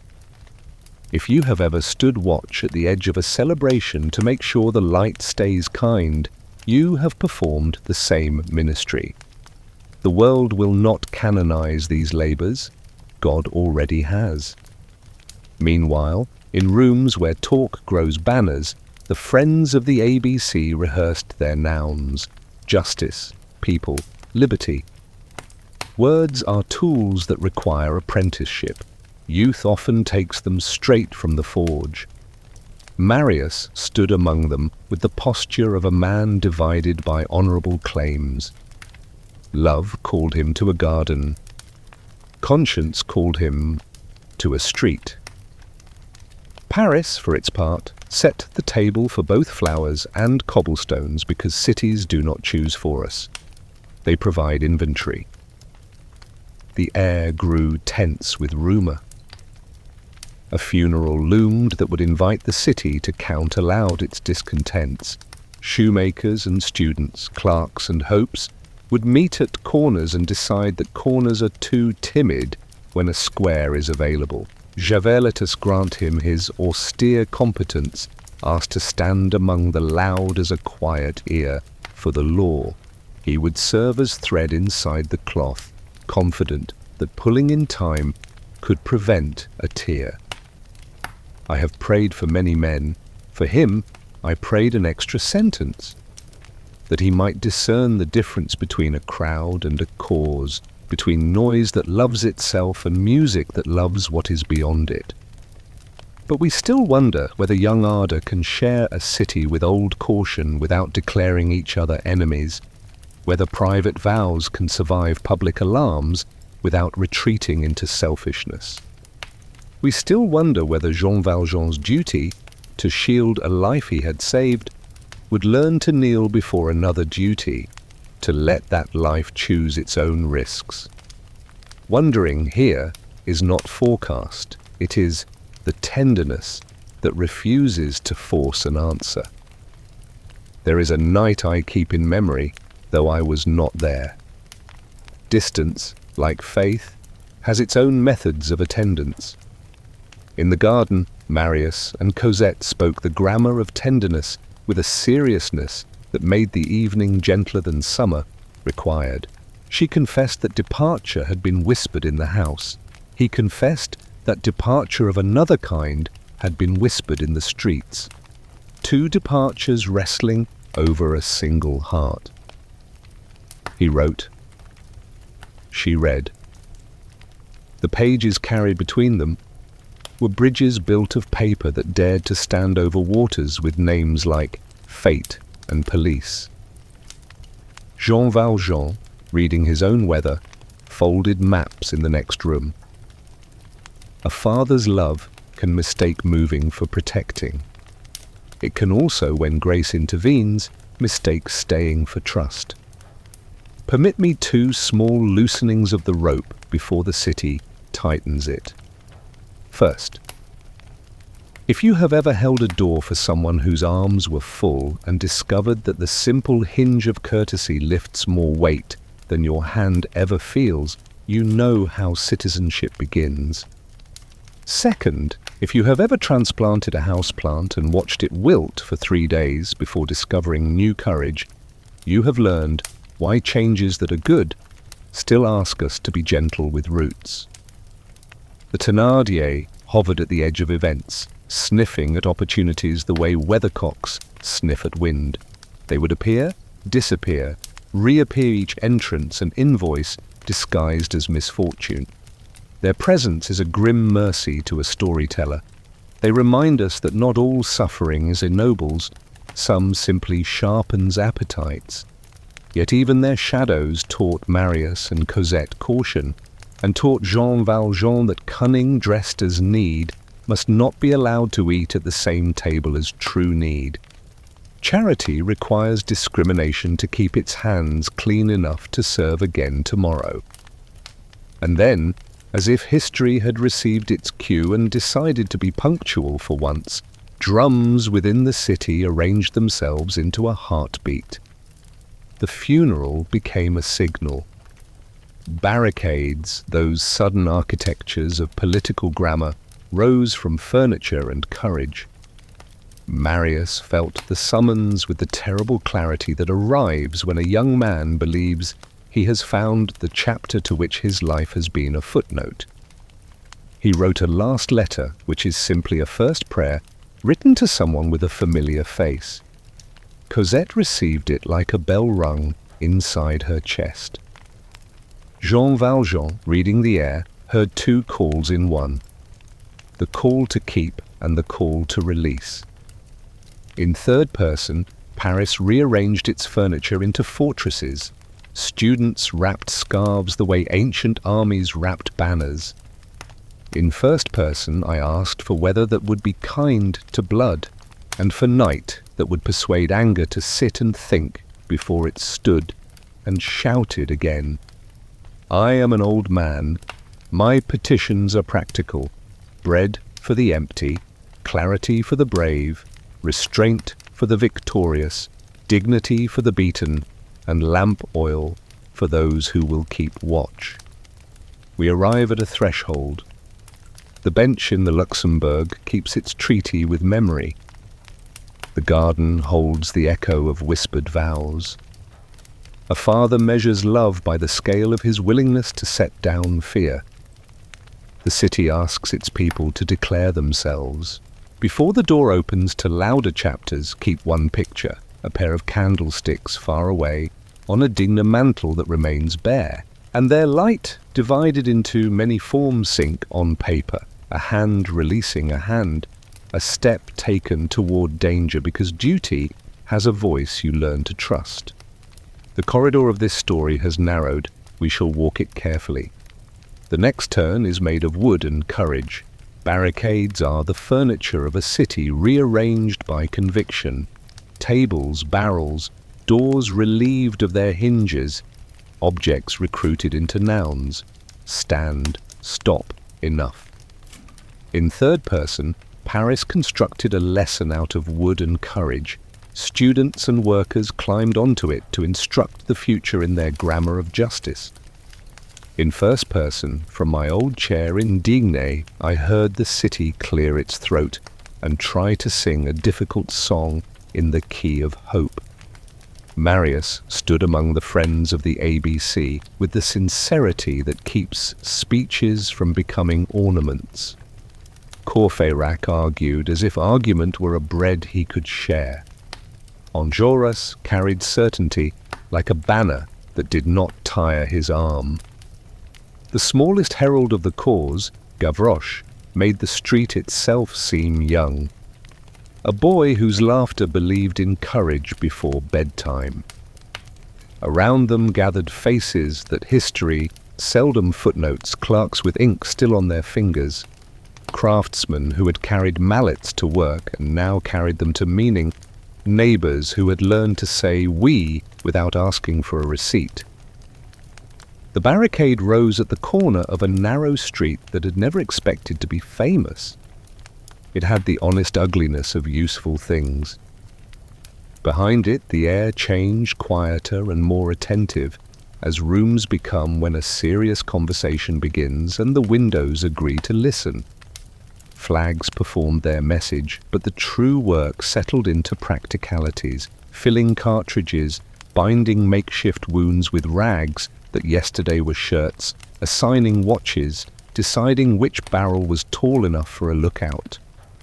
In a world that loves dramatic entrances, the barricade's truest drama was its hospitality to purpose. Into this company stepped an officer whose uniform had learned to keep a straight face, even when the heart beneath it asked questions: Javert. He offered his services as informant for the cause, though his allegiance was elsewhere. He passed for what he confessed to be, yet he did not confess it fully. Law makes clever disguises when it believes the end is order.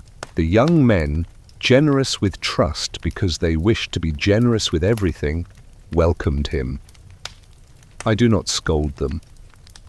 Hope prefers a larger table. Meanwhile, a letter travelled, for letters are bridges when streets are unsafe.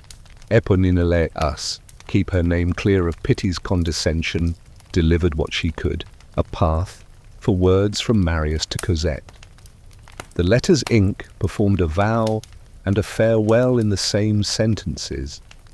She stood at the border of light and shadow and chose to bless what did not bless her back. Not all heroism is loud. Some is the art of standing aside with a whole heart.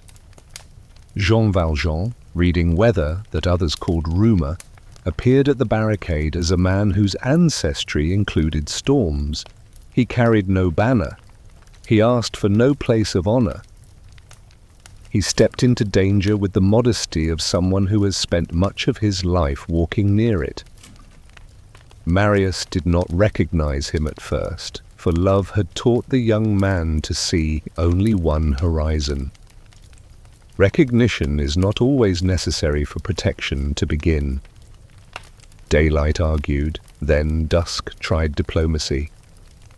Night, at last, set down its quiet as if to say, "Speak honestly, all of you." Exchanges came. The kind the city knows how to conduct without turning itself into theatre. Shots were fired. No need to embroider the obvious, but let me say this. The narrative keeps compassion by refusing spectacle. A barricade is not built to injure. It is built to insist. The injuries are what make insistence tragic, not glorious. It was in that thicker hour of night, when lamps feel responsible for more than illumination, that the story set one of its hinges. Javert's role collapsed under the weight of its own pretense. The men discovered the officer behind the volunteer. The law inside the citizen's coat stood revealed. Hands tied him to a post where dawn would find him with questions that uniforms cannot answer alone. Some urged a quick solution.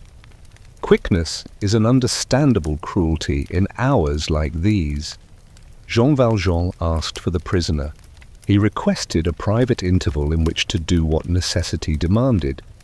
The request was granted because trust, even then, insisted on doing its work. They led Javert and Valjean into a passage where the night gathered itself. Valjean took the pistol.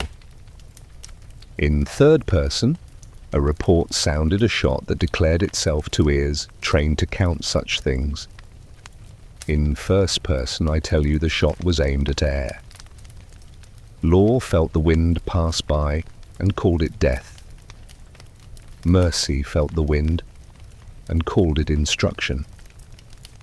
Valjean cut the bonds and let Javert stand not as adversary, not as debtor, but as man. "Go," the gesture said, and begin again, though the ears that heard it were not ready to believe in such grammar.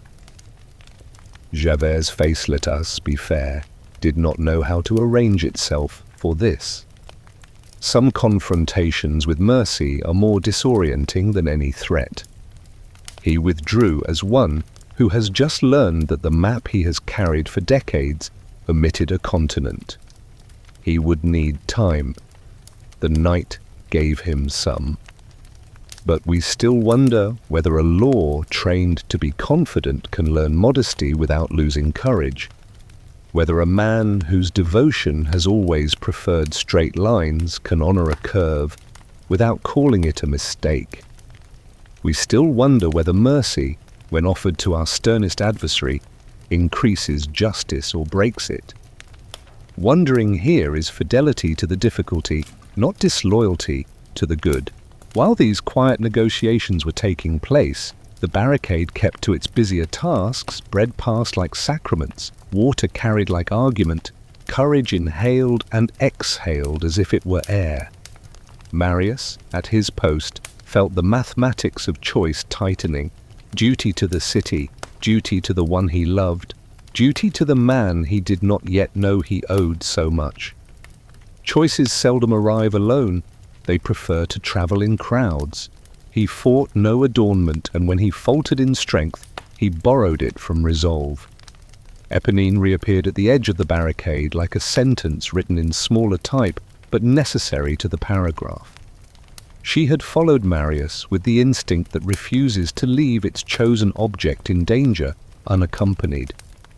In the exchange that followed, no need to rehearse it loudly, she intercepted what was not meant for him. Her body learned quickly the lesson that such hours teach too often. She spoke enough to shift his future. She grew quiet with a dignity that requested privacy from the night. If grief must be written, let it be written without spectacle.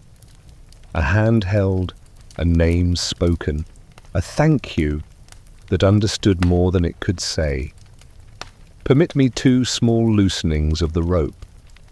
First, if you have ever stepped between a friend and a careless remark, catching the sentence on your own coat before it reached its target, you know something of mediation's cost. Second, if you have ever sat beside a hospital bed and found that your silence was more comfort than your speech, you have learned how presence defeats noise.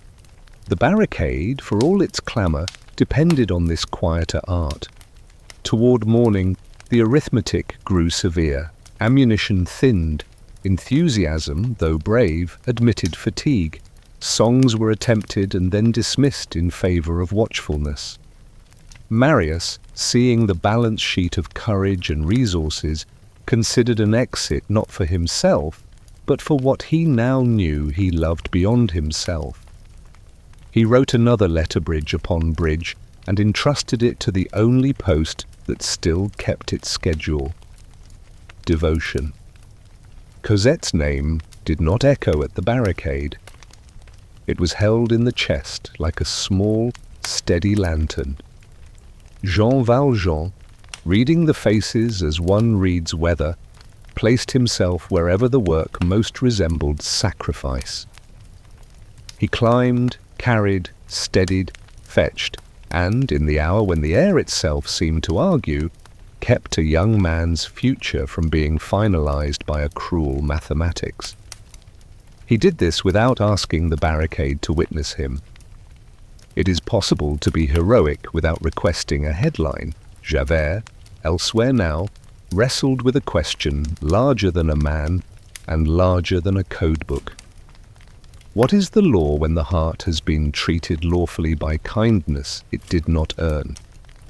He moved along the city's edges as one who has misplaced the word therefore and must relearn conclusions without it.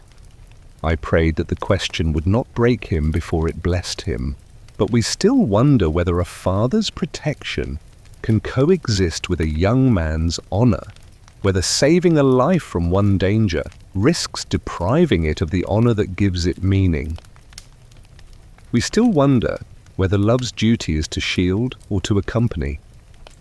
Wondering is not paralysis, it is the humility that keeps courage from turning into pride. The sun rose, surprised perhaps to find so much furniture still in the street. Daylight forced decisions. The barricade, which had been a classroom, prepared to become a test. Orders were shouted, but I spare you the echo. The city tightened its jaw. Marius tightened his resolve. Jean Valjean tightened his grip, not on a weapon, but on a vow. To return a beloved life to its rightful owner, even if the road home must go through shadowed ways. Here, I must anticipate a path whose stones are known to readers. Beneath the streets, a geography unglamorous and honest, where the city keeps what it does not wish to display. It is not yet time to descend. For now, let the last image be this: a man who once carried 2 candlesticks into the future, now preparing to carry something dearer. The corridor of this tale narrows again. When we step forward, it will be into passageways that smell of earth and endurance, and into a mercy that chooses to be heavy so that another may be light.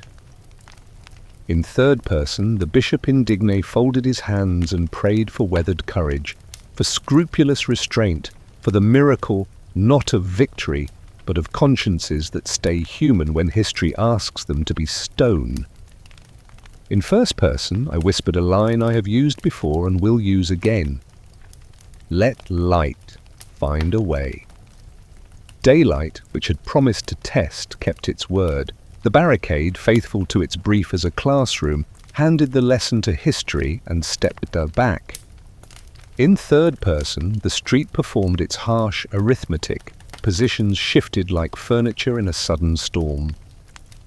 In first person, I will not rehearse the thunder. Let it suffice that courage, outnumbered but not outsold, did what courage always does. It stayed, it steadied, it paid what it could without boasting about the receipt.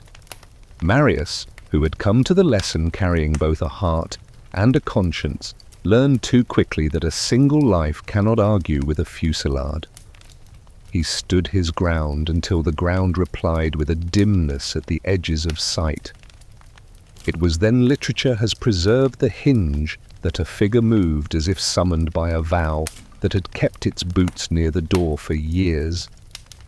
Jean Valjean reached him the way a lighthouse reaches ships, not by stepping forward, but by refusing to move. He took the young man up not theatrically, not as a rescuer who needs applause, but as a father who has learned that love sometimes weighs as much as another body, and sought a way that would accept both their breaths. There is an entrance to the city that does not appear on any celebratory map. It runs beneath, honest as roots. The sewers are a geography of endurance, brick that has listened to centuries, corridors that teach a man to measure distance by patience instead of milestones. In third person, Valjean found that gate and asked it to be a mercy. He descended with Marius held, as one carries a future still deciding how to happen. In first person, I name the place, not to provoke disgust, but to honor the labor of an underworld that keeps the overworld clean. Cities depend for their dignity on tasks that do not love applause. The path under Paris does not flatter the feet. It asks them to trust surfaces that have other loyalties. Darkness there is not an enemy. It is a condition of progress, like silence to prayer.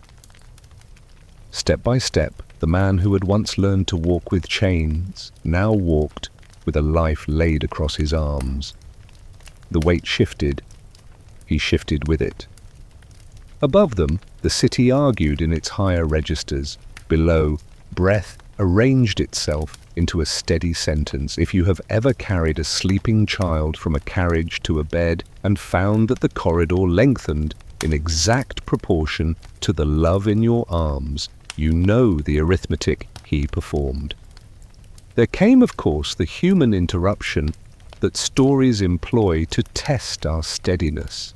A figure in that underworld who recognized opportunity by scent. Thénardier, Paris's tireless collector of other people's misfortunes, materialized with the practiced caution of a man who has memorized exits. He peered through a grate. He saw a silhouette that could be turned into coin. He asked for payment in the currency he respects. He offered a Ropian instrument that can be a rescue or a liege, and a bargain, which is to say, a test. In third person, Valjean purchased passage with the reserve any prudent traveller carries. The man at the grate took, and by reflex of his profession, took a token besides, a torn scrap of coat, a signature made of cloth, to authenticate his transaction later. Do not despise the detail. That little square of fabric will reappear like a footnote that suddenly becomes the point. For now, let us observe that the rope did its gentler work. The burden was raised where it must be raised. The path resumed. I make no romance of the air below the city. It is an air that tells the truth about what we prefer not to see. Yet truth, even when it smells of labor, can be kind. It kept them company. The exciter locked gate, with a job to do, asked for credentials it did not know how to recognize in a rescue. Providence is sometimes dressed as a municipal employee.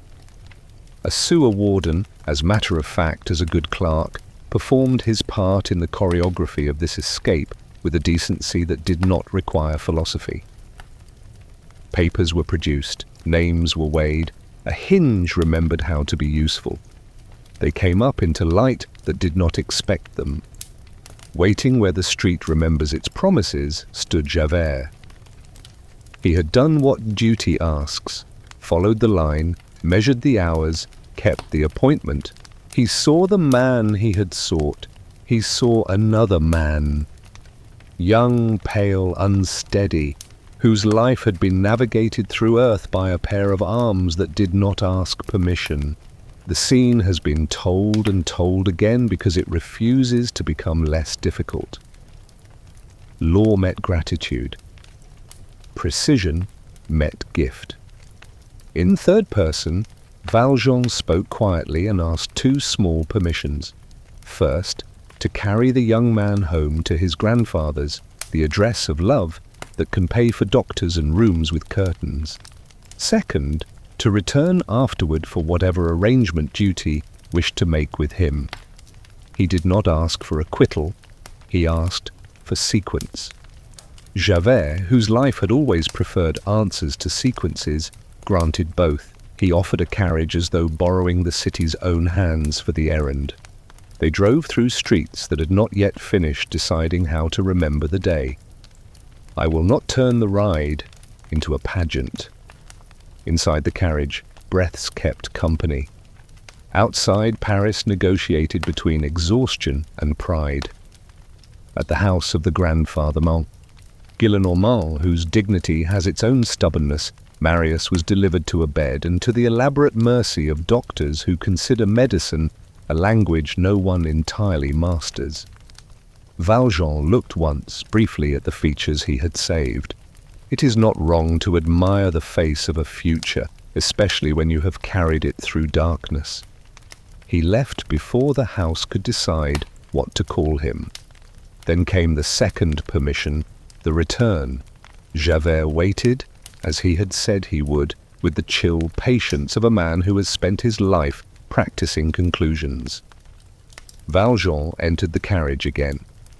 They drove, not towards spectacle, but toward a quiet street where a small house had represented safety for a long time. The law was keeping its appointment. The rescued man was keeping his word.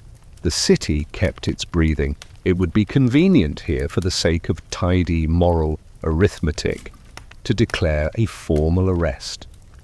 But the soul in uniform had been handled that night by a mercy it did not expect. It had been spared where it had expected to be obeyed. The internal accounts were not in balance. Javert stopped the carriage. He stepped out. He asked Valjean to wait. I cannot narrate the private conversation between a man and his conscience. They do not keep minutes that others may read. In third person, he walked to the edge of a solution and looked down. In first person, I say only that he discovered mercy to be a weight that refused to fit into his older scales, and that a life trained to draw straight lines sometimes breaks under the curve of a gift it cannot repay. He did not return to bind the man he had pursued. He dismissed the guard who lived in his spine. He let the carriage go. But we still wonder whether a principle can be born again without first admitting it has been too certain, whether a man may step out of an oath without stepping out of honor. We still wonder whether letting a rescued life walk home unescorted is justice grown wiser or justice grown sentimental. Wondering here is fidelity to the fact that good hearts often arrive late to their best thoughts. Permit me two small loosenings of the rope before we tighten it again. First, if you have ever forgiven a colleague and then discovered that your own rules required an amendment to describe what you had just learned, you know something of Javert's night. Second, If you have walked a child across a busy street, felt their hand tense in yours, and then felt it relax halfway through, you have encountered the miracle that occurs when trust forgets to be afraid. Valjean returned not to triumph, but to household.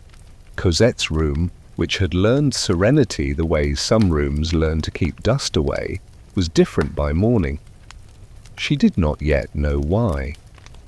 Love's weather changes before its skies do. He set about the day's quieter chores, the ones that look like errands and are in fact sacraments. Water warmed, a chair placed where light could find a face, a letter written with pauses, to consider which truth belongs on paper and which belongs only in presence.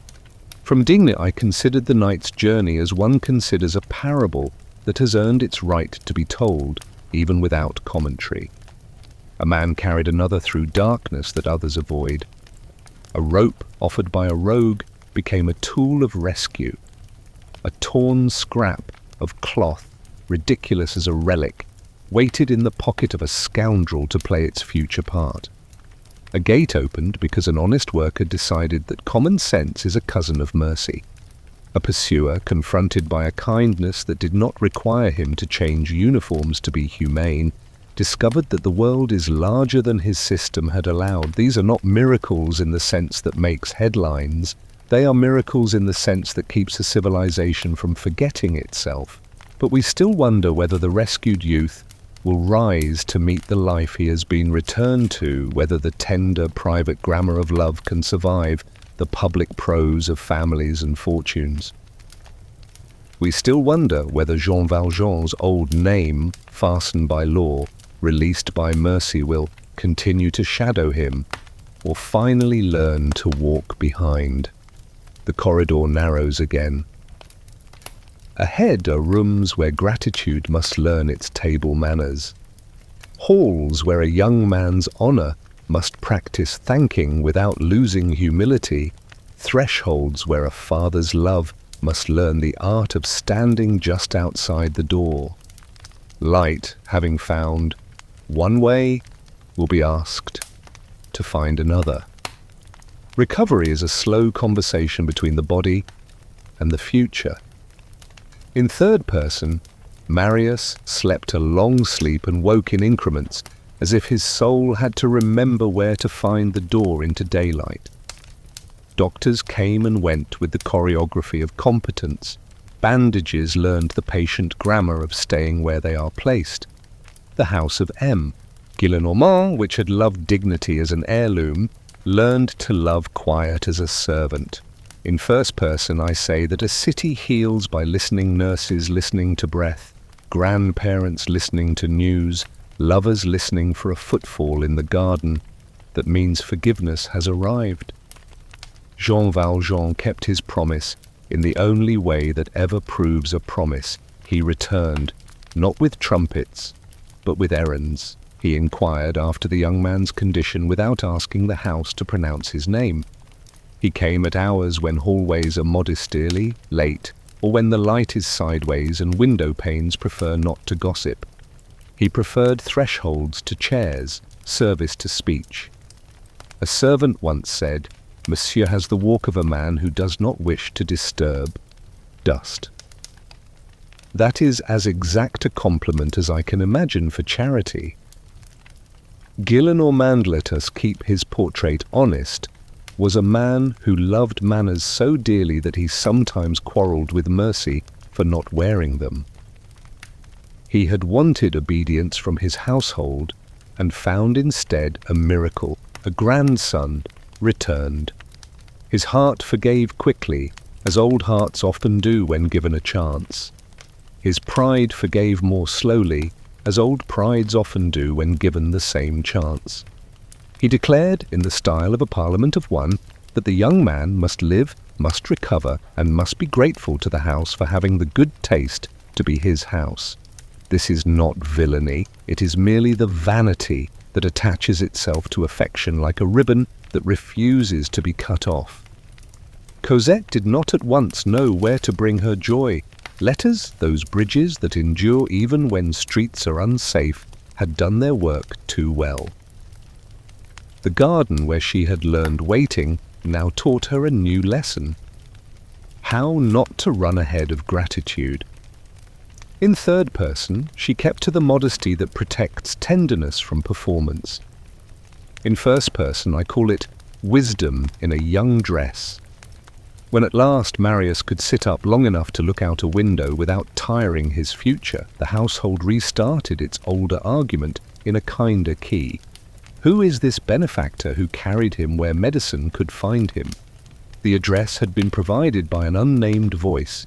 A carriage had been provided by an unnamed hand. Gillenormand blamed Providence politely for mixing the social registers. Marius, who had been to the edge of his own breath, heard a different meter, the gratitude that insists on learning a proper noun. Here entered the practical saint of all houses, a concierge who remembers more than she is asked and answers more than is prudent.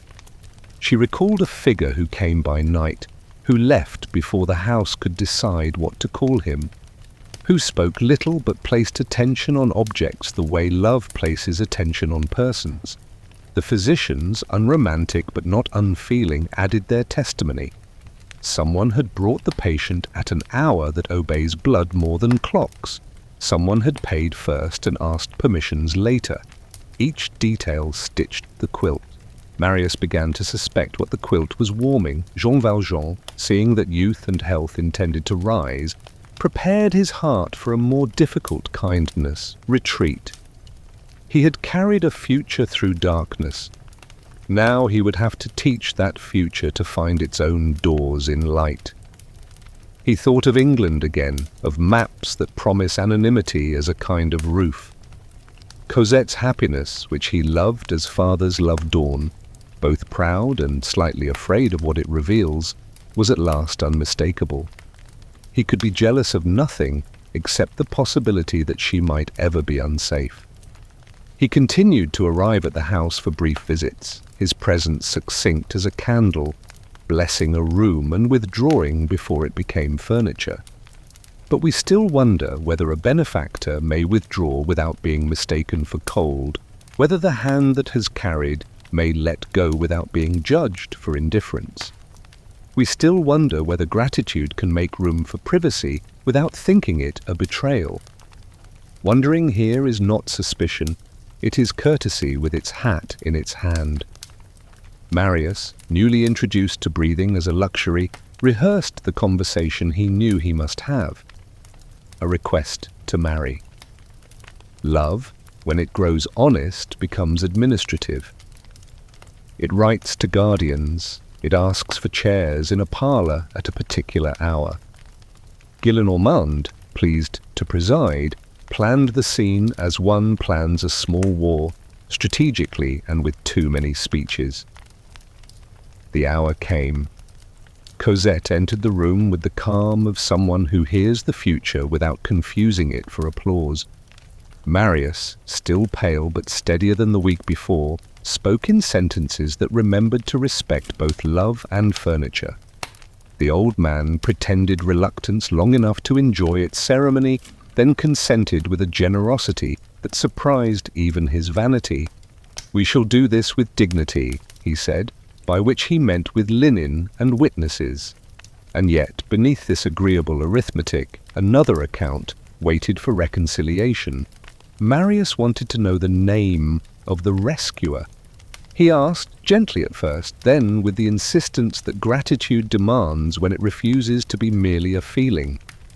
Cosette hesitated, not from doubt but from loyalty arranged in two directions. Jean Valjean arrived that evening as if called by the hour itself. He stood on the threshold and learned, as fathers do, that doors which have welcomed you for years can suddenly insist on introductions. In third person, Valjean asked to speak with Marius alone. The request was granted because the house, for all its rhetoric, recognized substance when it stepped across a carpet. The two men faced one another, the older carrying a life's weight lightly, the younger carrying a new life carefully. The conversation that followed belongs to the inner room of the book. I will keep close to its shape and modest in its quotation. Valjean named what he had been. He did not decorate the confession, for truth is work enough without embroidery.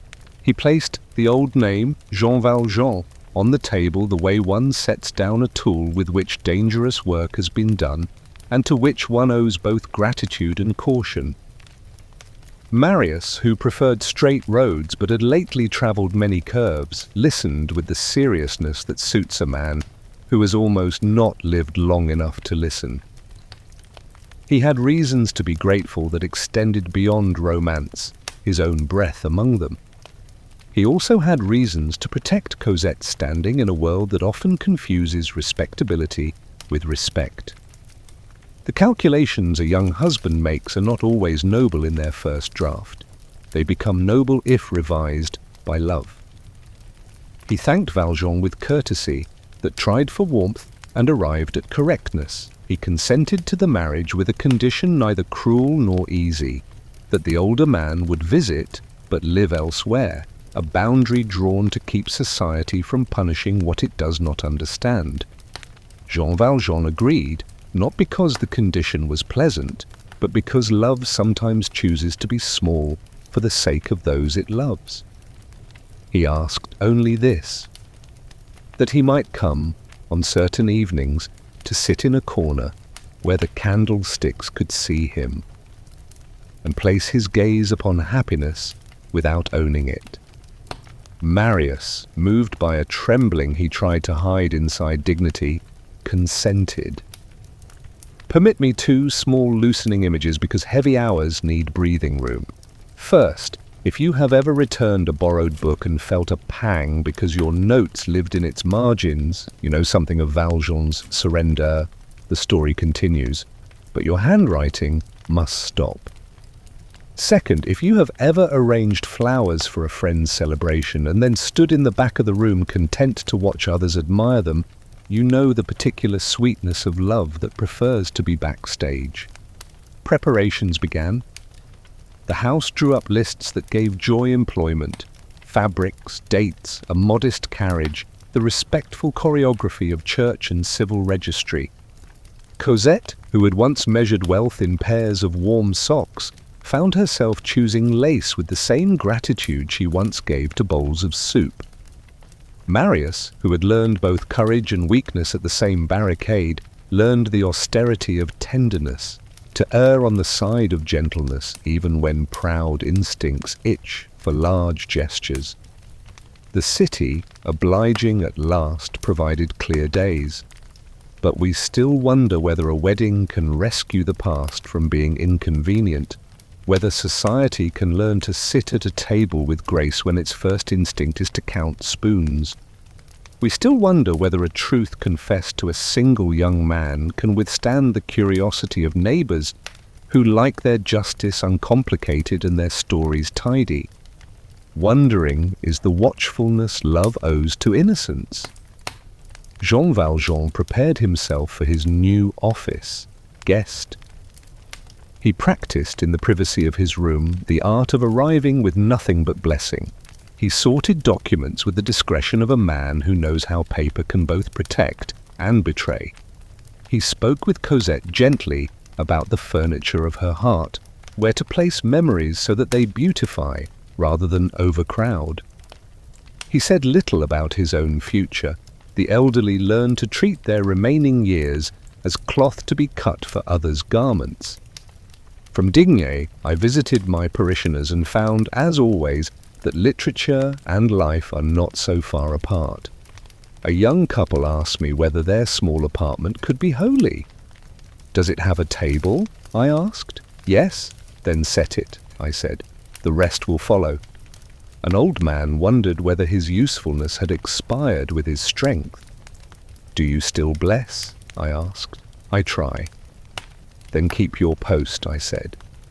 Blessing is a profession that does not retire. The day of betrothal, quiet by design, arrived like a letter that does not need a stamp because it knows its address by heart. Hands were taken, names were exchanged formally as if they had not already been exchanged 1,000 times in glances. Gillenormand pronounced himself satisfied that the universe had chosen to agree with him. Cosette smiled in the way that keeps rooms lit after candles have been extinguished. Marius absorbed the joy and turned it into a vow, with fewer words than he had rehearsed and more meaning than he had planned. When evening came and the house released its guests into streets that had finally remembered how to be harmless, Jean Valjean took his leave with the modesty of a shadow that knows the lamp is for others. He would return, as agreed, on certain nights. He would sit, as agreed, in a chair that was not theoretically his, but practically so. He would hold his tongue unless asked for its wisdom, and he would ask nothing but the permission to keep loving. The corridor narrows yet again. Ahead waits the ceremony that makes public what love has practiced in private. And beyond it, the chapter in which gratitude will be tested by misunderstanding and rescued by truth that wears the most unlikely face. Keep near you the image of a man who asks only to be allowed to rejoice from the threshold. It is a hard vocation. It is also one of the holiest I know. Ceremony is the city's way of admitting that private vows deserve witnesses. In third person, the wedding day clothed its joy in modest linen. A church that knows how to speak quietly. Signatures practiced until they looked like themselves. A carriage that preferred usefulness to parade. In first person, I bless such days not for their spectacle, but for their furniture. Chairs arranged so that love can sit down and remember its courage. Cosette wore happiness the way spring wears light without self-consciousness. Marius, steadier than in recent weeks, stood with a dignity tempered by gratitude. Gillenormand presided like a monarch who has discovered that his crown is safest when it rests on a pillow beside the bed. The city, which has opinions on everything, allowed the morning to pass without meddling. I am old enough to recognize a miracle when it has the good manners to arrive as quiet ease. After the prayers and the ink, there is always the practical poetry of a new household. In third person, rooms measured themselves against future laughter, cupboards rehearsed responsibility, windows learned the faces whose mornings they would frame. In first person, I call this the liturgy of after. Where will the lamp go? Which chair will learn confidences? What corner will become an archive for evening thoughts? These are not small decisions, they are the scaffolding of a life. Jean Valjean kept to the agreement he and Marius had forged in honesty and difficulty. He would visit, sit a while in a corner like a good candle, and go. He arrived on appointed evenings, never late, never early, with that humility of presence which refuses to compete with anyone's joy. He placed upon the table what all fathers wish to place provision, but he did so with the delicacy of a man who knows how gifts can bruise if they announce themselves too loudly. There were banknotes, yes, and papers that explained themselves without boasting, the lawful fruits of industry long endured and carefully tended. Cosette, who would have counted socks with the same reverence, touched the envelopes as if they were blessings wrapped in paper. Marius, honourable and young, a combination that produces good decisions after several drafts, accepted with thanks shaped by caution. He wanted his wife's future to be spotless before the world that confuses spotlessness with virtue. A confession had already been made between the men. It stood between them like a witness that does not take sides. Jean Valjean had named his past as one names a wound, without exhibition, without excuse. Marius had listened and drawn a boundary, not to punish, but to protect. Still, boundaries require tending. Gratitude does not always know its manners at first. There came, in the days that followed, a soft ebbing of visits. Jean Valjean asked to shorten the hours, then on some evenings to excuse himself entirely. He did not stage a sadness. He practiced an absence. Love sometimes does its best work by refusing to take up space. Cosette, newly instructed in joy, sensed a draught where a door used to be ajar. She asked few questions because she had been taught not to interrogate goodness, but her hands lingered longer on the arm of the chair he used, as if chairs keep pulse. But we still wonder whether a benefactor's withdrawal can be read without misreading, whether the courtesy that steps back will be thanked for its grace or suspected for its motive. We still wonder whether a young man's prudence, honourable in intent, can learn to share a table with a generosity whose grammar it has not finished studying. Wondering here is not accusation. It is the humility that keeps love from becoming a verdict. Into this fragile equilibrium stepped a visitor who always travels with invoices. Thénardier.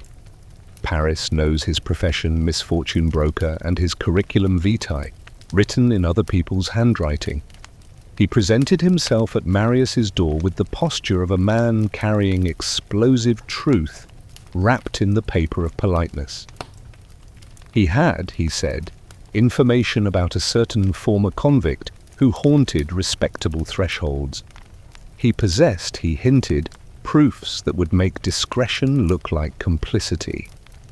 He asked to be heard in a room whose carpets could not absorb scandal. Marius, who had learned caution alongside gratitude, received him as a judge receives a witness with both ears open and pen uncapped.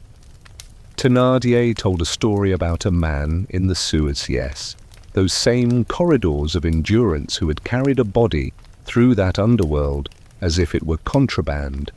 He embroidered just enough to make greed look like moral concern.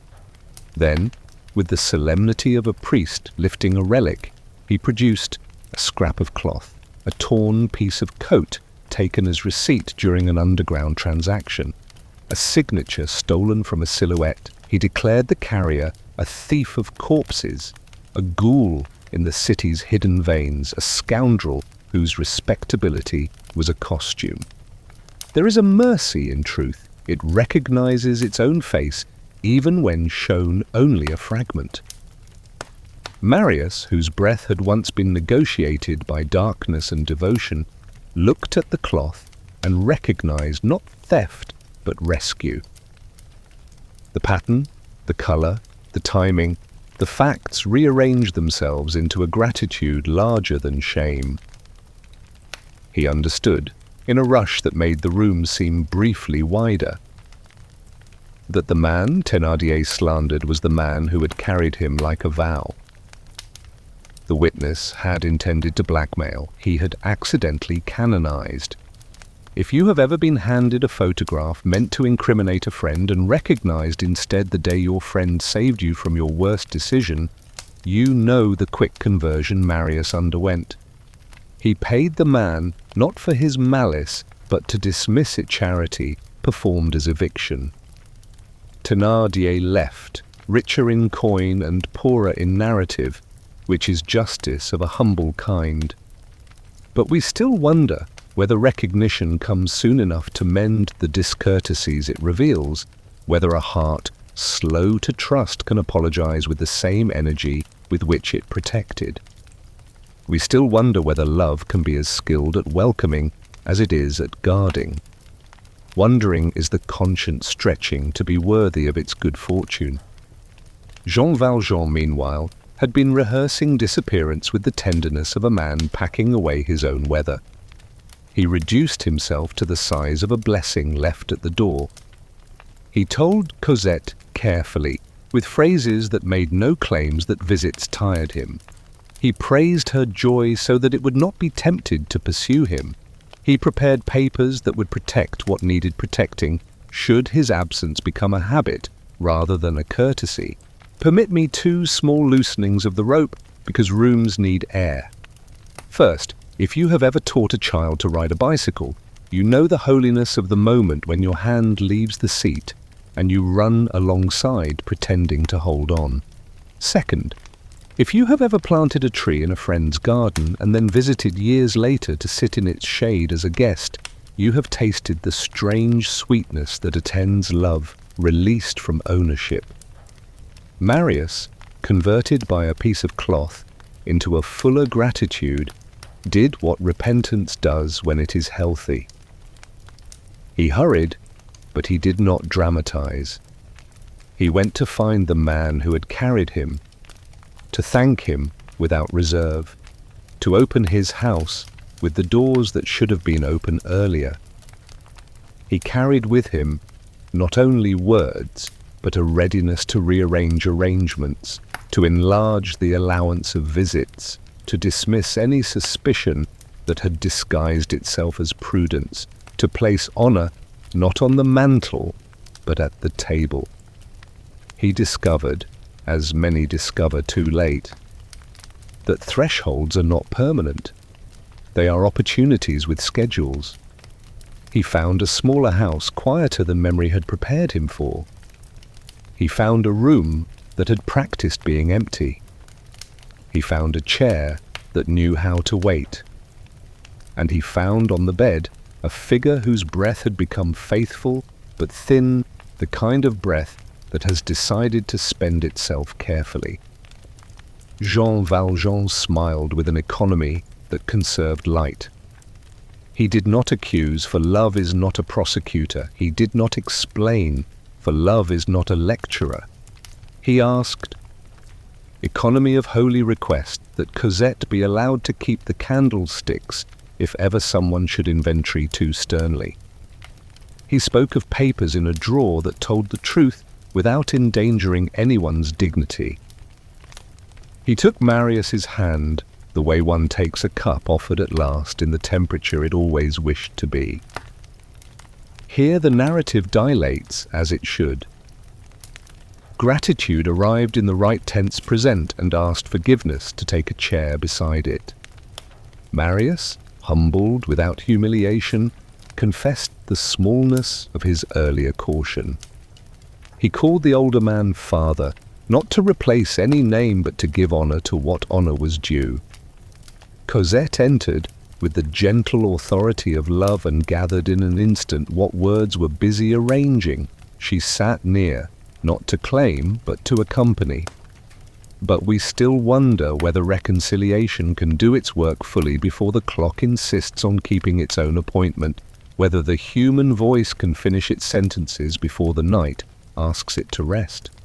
We still wonder whether candlesticks, entrusted long ago to a soul on the edge of tomorrow, might be asked to attend one last office in a room that has learned both sorrow and peace. Wondering here is not dread, it is reverence.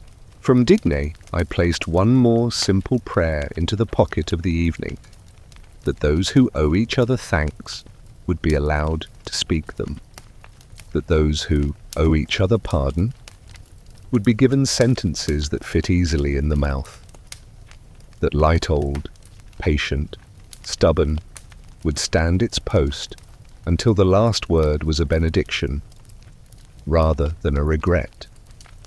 The corridor narrows to its quietest step. We will walk slowly.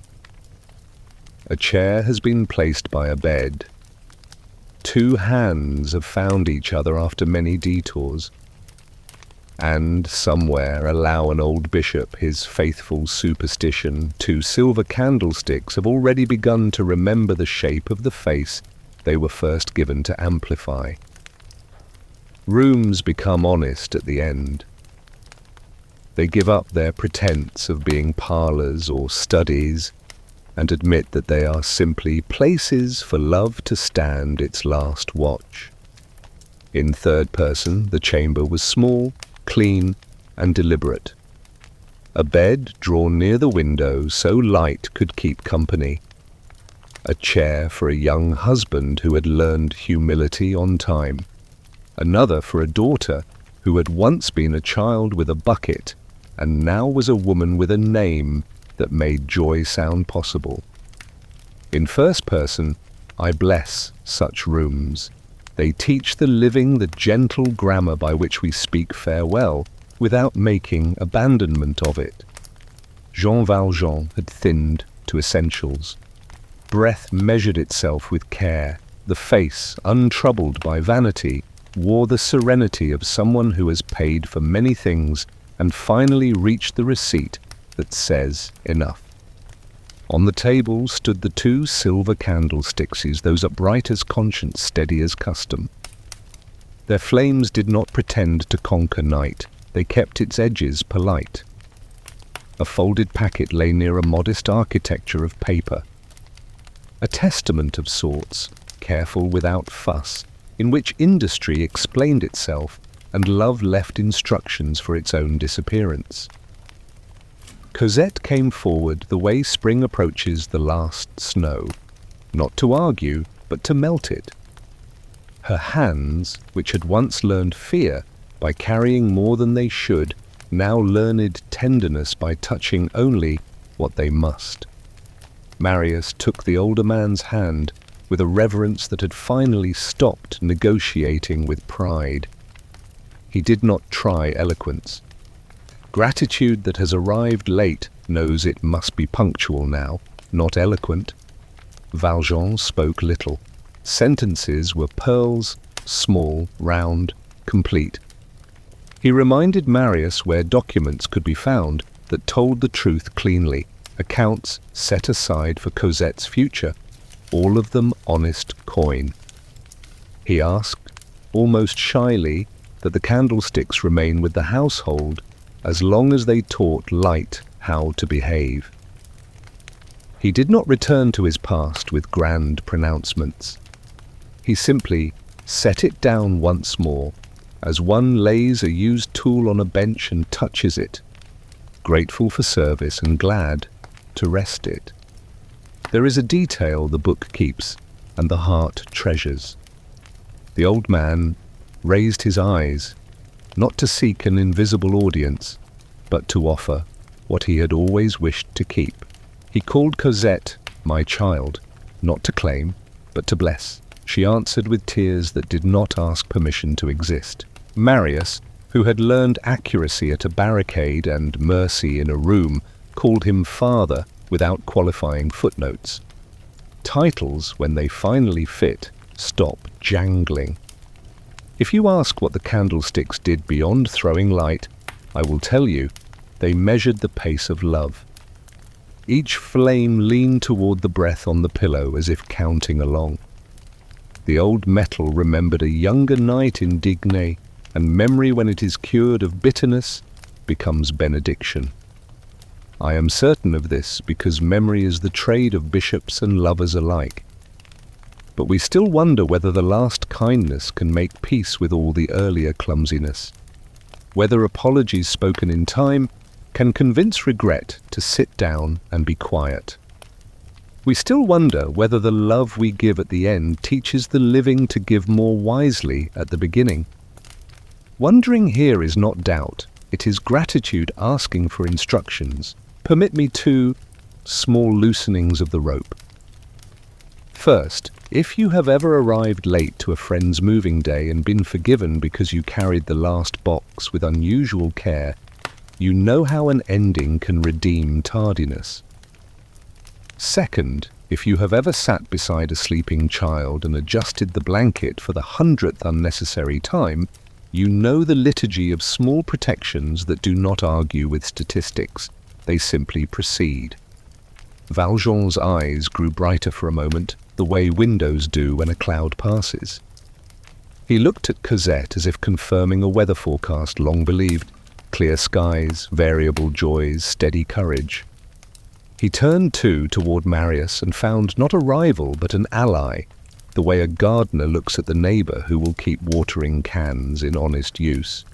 He spoke a sentence that did not require exact quotation to keep its power: that love is the coin God prefers, and that labor, when it is fair, pays in that currency as well. He asked for the candlesticks to be set nearer. They came to the bedside with the obedience of old friends. their flames steadied.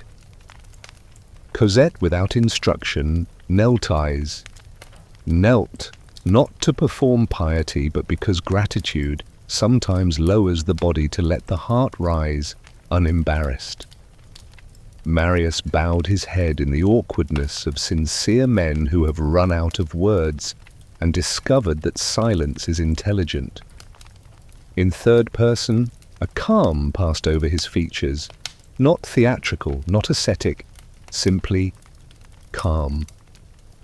The hand in Marius's loosened, the gaze that had always stood a pace behind Cosette's future close enough to guard, far enough to free-released its post with the courtesy of a watchman whose relief has arrived. In first person, I say only this: light recognized light. The room did not grow poorer. It practiced a different kind of richness, the kind that sends rather than stores. I have been asked in my office whether the dying see visitors whom the living cannot schedule. The Catechism has answers. Experience has hush. If, as the book suggests, a mother's tenderness lingered the shadow of Fantine's smile brushing the threshold, let us say it came not to take, but to witness, to see the child she had entrusted now full of days and promises. This is not spectacle. It is continuity granted a glimpse of itself. Marius wept without display. He did not apologize to the air for having misread goodness. He corrected the error by kissing the hand that had once carried him through the city's underworld. Cosette placed her cheek where blessing had learned to live, in the space between a hand and a prayer, and kept it there long enough to be certain that gratitude had made itself clear. There remained tasks, the kind that follow love, like necessary punctuation. Papers were sealed, the small house was kept orderly, not out of tidiness, but respect. The candlesticks were carried to their new mantle, with a care that changed the temperature of the hallway. The room learned to be empty without becoming cold. Grief, when it is honest and not theatrical, arranges chairs for those who will come to remember. But we still wonder whether society will learn the difference between scandal and sanctity when it hears fragments of a life retold by voices that prefer tidy versions. We still wonder whether the young will keep their courage once their benefactor's presence is no longer a quiet appointment in the evening. Wondering, is vigilance baptized as hope? Permit me 2 more modest images because heavy hours ask for air. First, if you have ever inherited a set of tools from a grandparent and found that using them makes your hands more careful than new ones do, you know what the candlesticks will do to this young household. Second, if you have ever walked out of a church after a simple funeral and discovered that bread still smells like promise, you know how life insists on its duties kindly. In Digne, I kept vigil at distance. Old men specialize in that saying the prayer that never quits because it has no adjectives. Thank you. The candlesticks that left my mantle to teach a grammar of light in other rooms had not failed their apprenticeship. They had taken turns being symbol and furniture, emblem and utility. They had stood beside a table where a thief learned to accept the unbearable weight of being called brother. They had stood now beside a bed where the same man laid down his last fear and discovered that love does not end, it only changes its way of staying. What followed for Marius and Cosette were the chores of fidelity, to honor the papers that made future kindnesses possible, to treat the candlesticks not as trophies but as teachers, to remember that a name once feared had become a blessing uttered softly before sleep. Their house, I think, will not be grand, it will be just, which is better. It will not be loud, it will be steady, which is rarer. Guests will sit and feel themselves respected even before the tea appears. Children, when they come, will learn to say, please not, because rules insist, but because rooms like that make humility comfortable. And Javert, to mention him once more, with the courtesy his struggle deserves, had already stepped into silence. His story ended off stage from this room, a difficult arithmetic resolved in a way I would have preferred to revise. I do not decorate it. I only say, may God teach us all to make friends between our principles and the mercies that interrupt them, before interruptions feel like annihilation. The night after, the house slept better than such houses usually do. That is the paradox of honest grief. It can be tired enough to rest. The candlesticks kept their small posts. Wind visited and found no complaint. A neighborhood the world would not bother to map learned, inexplicably, to lower its voice for a day or two. If I may leave you a single instruction gathered from this long corridor, set a table where names can be spoken with respect and where yesterday's chains are not invited to sit. Keep 2 lights at its ends, not to impress, but to remind. And when someone knocks after dark with a past loud enough to wake the household, open the door in your best voice. Call him Monsieur. Then with patience, help the future learn the sound of its own footsteps. In third person, the chapter closed with order. In first person, I keep listening for the small sound of gratitude folding itself into habit.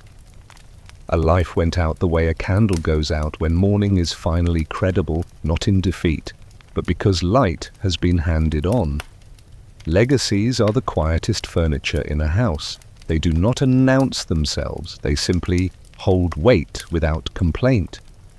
In third person, the days after Jean Valjean's passing arranged themselves with a restraint that kept the room dignified. Documents proved their honesty, accounts behaved, friends visited with the tact that lets gratitude speak before curiosity. In first person, I bless such days, for they teach a household to breathe again without forgetting who taught it the rhythm. Cosette and Marius learned a new grammar of stewardship. The papers in the drawer clear, lawful, unpretentious, outlined provisions that made kindness possible without spectacle. A small annuity for a widow here, a debt forgiven there, an endowment for apprenticeships that replaced chance with skill. It was not the charity that loves applause, it was the justice that loves tools. Candlesticks on the mantel remembered in their metal what it means to convert silver into light. The young couple's house did not become grand, it became attentive. Children from the neighborhood discovered that a bell rung at this door produced not lectures, but bread and advice offered at the temperature of respect. Old men found chairs that creaked only the way old wood creaks honestly. Young clerks, shy about their pay, received help disguised as opportunity. In third person, one could list the acts. In first person, I say, the rooms learned to greet every visitor as Monsieur or Madame before ever measuring their shoes, a smaller matter, yet not small. Marius revised his own story with humility. He told those whose opinions had outrun knowledge that the benefactor they gossiped about had carried him through Paris beneath the streets, not for drama, but for love. He did not embellish. He corrected. This, too, is a sacrament. To rescue a name from hearsay. Cosette, who had been prudent in the currency of silence, began to speak with modest confidence about the man who called her my child without chains. There is a moment when memory ceases to be an inheritance and becomes a mission. They reached it gently. But we still wonder whether a city can learn from a single household's manners, whether the quiet correction of rumor can stay ahead of the appetite for easy judgments. We still wonder whether candlesticks can keep teaching light to behave when the window of attention wanders. Wondering here is not weariness, it is diligence with its sleeves rolled. The world, for its part, continued as it does, equal parts faithful and forgetful. Those who had traded in misfortune travelled on. The Thénardier, having exhausted Parisian patience, found a passage to other shores where their industry would try once more to convert need into income. I will not follow them. Not every road deserves a witness. What matters for our corridor is that their shadows ceased to lengthen over this house. Javert's absence, too, remained an instruction. In private homilies to myself, I place his name where I keep difficult blessings.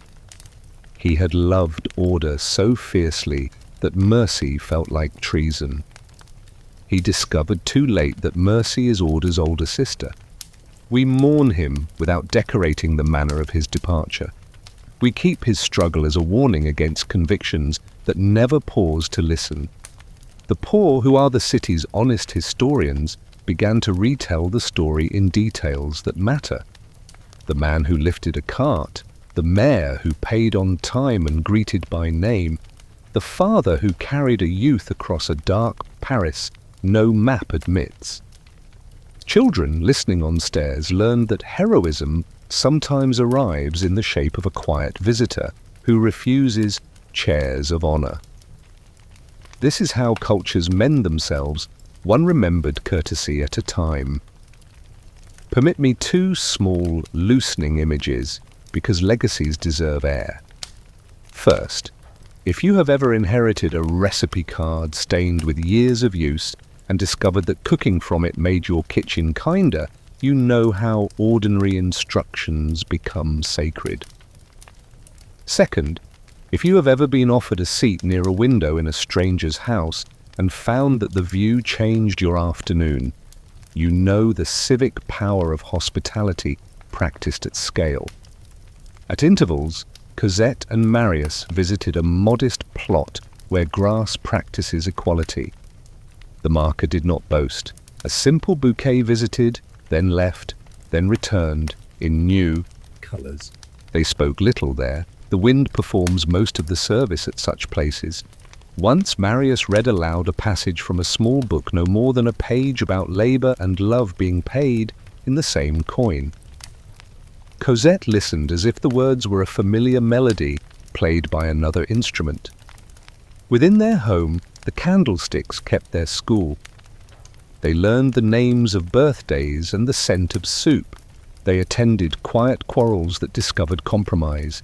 They watched guests arrive poorer in spirit than when they left. In third person, it was household. In first person, it was liturgy without vestments. I have said elsewhere, and will say again, a table is an altar when names are spoken respectfully around it. Marius, who had been exact about honor, became exact about mercy. He corrected himself in small ways first. A letter answered more promptly, a clerk spared a needless embarrassment, a former opponent greeted with an honest handshake. Accuracy and kindness is the last refinement of courage. He kept his politics, but he allowed them to sit beside the chair where his heart kept its records. The friends of the ABC would have recognized him and yet found him gentler. This is progress that does not require a parade. But we still wonder whether the apprentices plugged into these provisions will be allowed by the world to become masters without changing their manners, whether the grandchildren of poverty will remember that dignity is not loud. We still wonder whether the next time a stranger knocks late, a household will find its voice ready to say, "Come in," without asking the past to present its papers first. Wondering is not doubt. It is training for the moment when doors must decide quickly.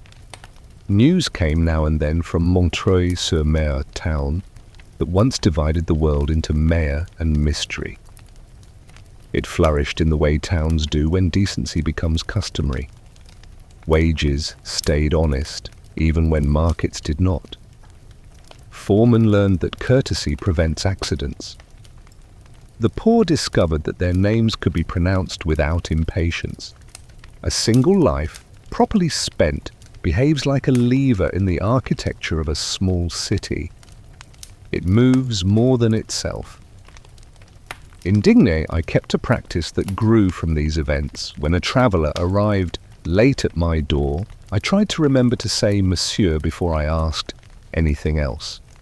When a citizen asked me whether justice could afford mercy, I brought him to the sacristy, where the old candlesticks used to stand, and told him their story without embellishment.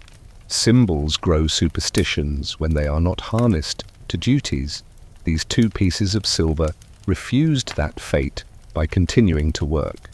Permit me, before our last section, 2 domestic instructions that have served me better than theories. First, place something beautiful at the edge of usefulness, a lamp with a good shade beside the ledger, a plant near the calendar, a kind word on the envelope that carries a bill. Beauty keeps duty from becoming punitive. Second, practice introductions. When you bring the poor to the table, say their names as if you expect to see them again. Repeated names are bridges, shouted categories are walls. There were, of course, days with shadows. No house escapes weather. A year arrived when illness walked the streets as if it had paid taxes on them. Marius's voice thinned for several weeks. Cosette's worry learned new vocabulary. They prevailed as most houses, doby small obediences, soups, rest, neighbours who knew when to knock and when to leave a basket without knocking. The candlesticks stood their post through these too, as if reminding the room that light is stubborn. If you require a single emblem for what their life became, take this. Once, a child neither theirs, nor anyone's in particular, fell on the steps outside and cried more from surprise than pain. Cosette opened the door. Marius knelt and checked the knee. Someone fetched water. The child left with a scrap of cloth tied around a tiny history and a lesson that houses with open doors exist. The parish recorded no miracle. The street did. But we still wonder whether these small obediences accumulate quickly enough to outpace despair in its louder forms. We still wonder whether long after we leave our rooms, the habits we taught will continue to set tables and trim wicks. Wondering is hope doing its bookkeeping. I end this penultimate hour with a confession appropriate to old men. I have come to trust the arithmetic of patient things, a candlestick, a chair, a name spoken kindly, a vow kept without witnesses. They do not trend, they endure. If you ask what became of the first monsieur I spoke at a gate long ago, I answer, it multiplied into many others in mouths not mine. That is enough for any bishop to call a life successful. In third person, the household of Marius and Cosette continued birthdays, anniversaries, arguments solved by walks, weather discussed, because weather is a language of love. In first person, I keep vigil with my simple prayer, polished by use until it is smooth enough for any pocket. Let the light you have already given us learn new shapes. The corridor has one quiet bend left. We will take it slowly. The last candles do not hurry. They perform their lesson one steady inch at a time. Time does not close a story, it learns to carry it. In third person, years turned with a patience that did not ask for applause. Harvests arrived, children practiced handwriting over letters that once frightened their parents, bells forgot none of their hours. In first person, I remained indigne, an old bishop with the modest ambition of keeping one door reliably open. I carried into my afternoons an inventory not of miracles, but of furniture that had learned virtue, tables, chairs, lamps, and the habit of saying "Monsieur" before asking questions. Of the household in Paris, the young couple made older by gratitude, I heard enough to believe the work continued.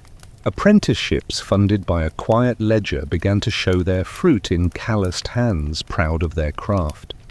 A widow whose rent had grown rude discovered that bills sometimes arrive with a kindness folded inside. The candlesticks presided without speeches. When guests asked about them, Marius did not perform. He told the truth with a care that dignified both listener and dead.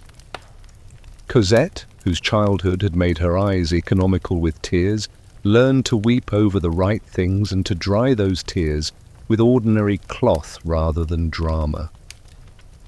From time to time I walk to the place where my own candles now are tended by younger hands.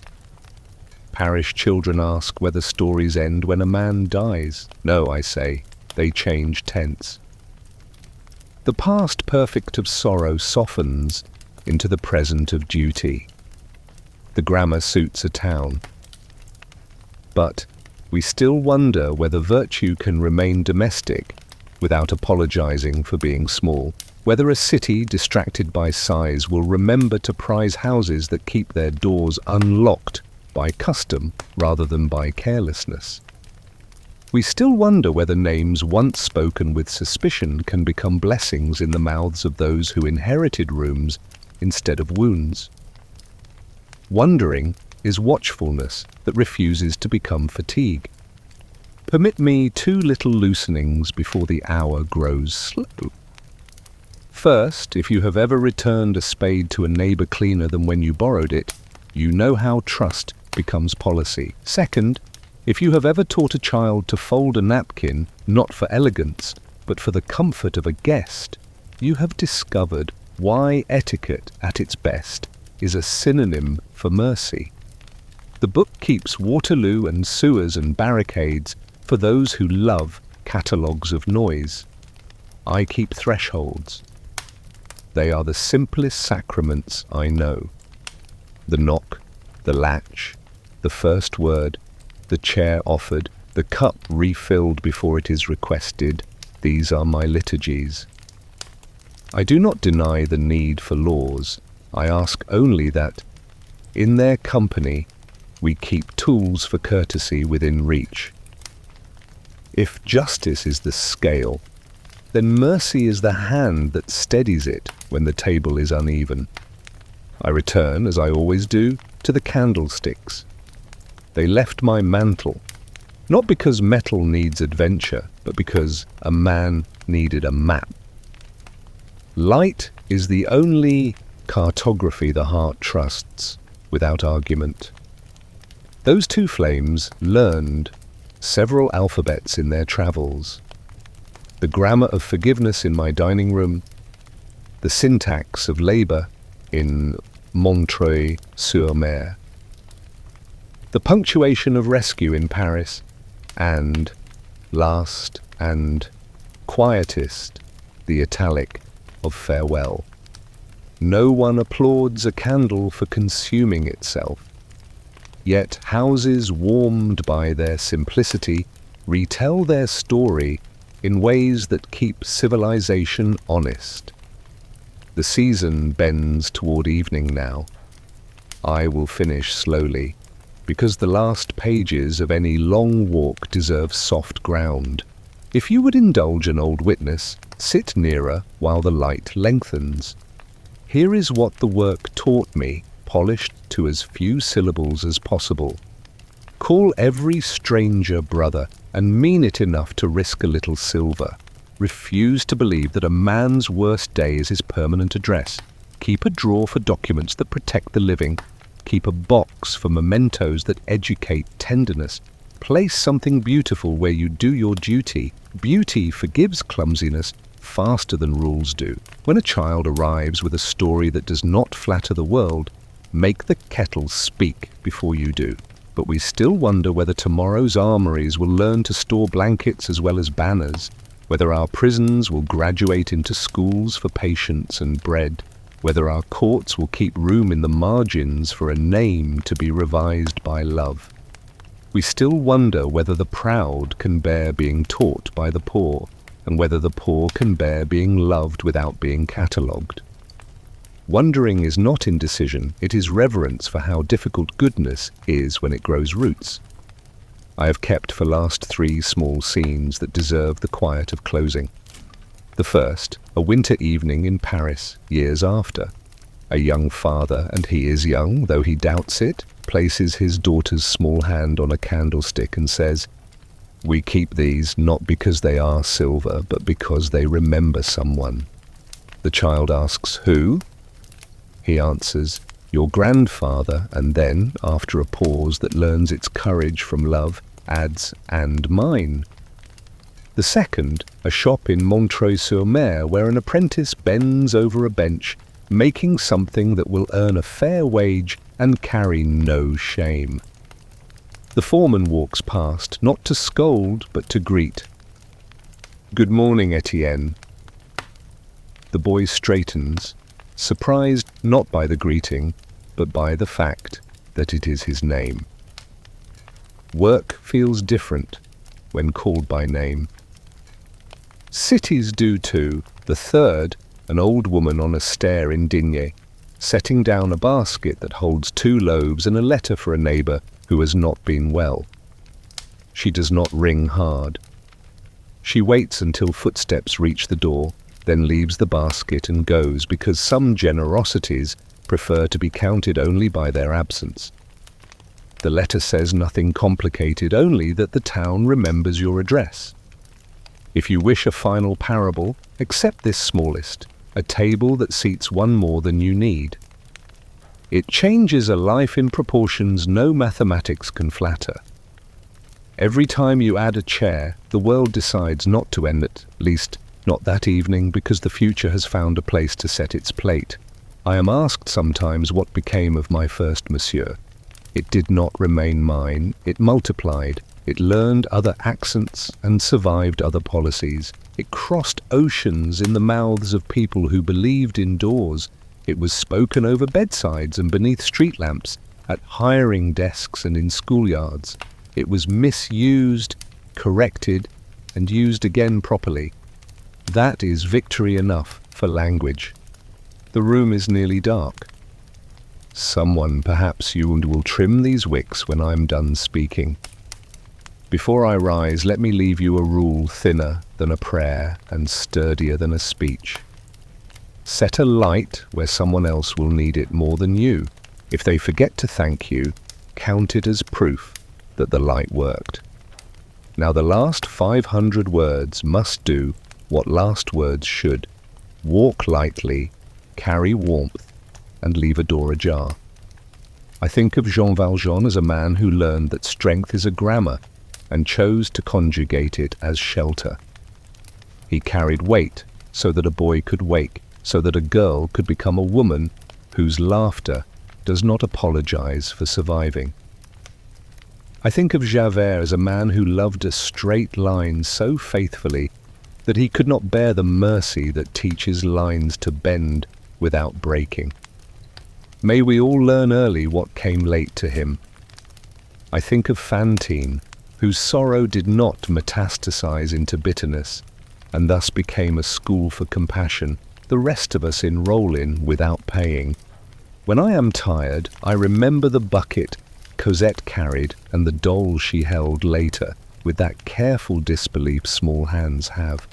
I remember the cart that lifted because one man decided that bodies matter more than explanations.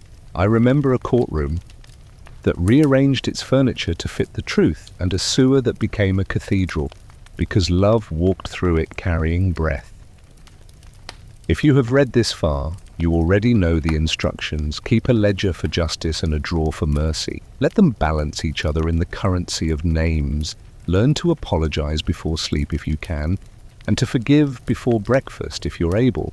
When you pass a closed door, ask yourself whether it is keeping weather out or people out. Then choose the handle accordingly. Teach children to greet before they judge, and teach the powerful to listen before they legislate. Laugh often, but never at the weak. Cry when the room is safe enough to hold it. Clean your tools, pay on time, and spend your honor on those who cannot repay. Do not be ashamed of small obediences. Empires do not remember them. Neighborhoods do. And if someday you find yourself holding 2 candles you did not expect to own, learn their lesson. They will not argue, but they will insist. They will teach you to be patient with the dark and economical with complaint. They will show you how to let your light be seen without performing brightness. They will stand as faithful objects do until habit has trained your hands to do for others what once had to be done for you. I am an old man. I have said enough. The corridor of this tale narrows into what all corridors become: a doorway opening outward. Beyond it is not an ending, but a street that requires the same courtesies we practiced indoors. Take what you can carry: names, small tools, a willingness to be interrupted. Leave what you must: fear, the ambition to be right alone, the silver that would rather shine than serve. Lean close. Here is the last thing said softly, so that it can be kept. Keep a place set at your table for the next stranger who knocks, and let the light you have already lit show them where to sit.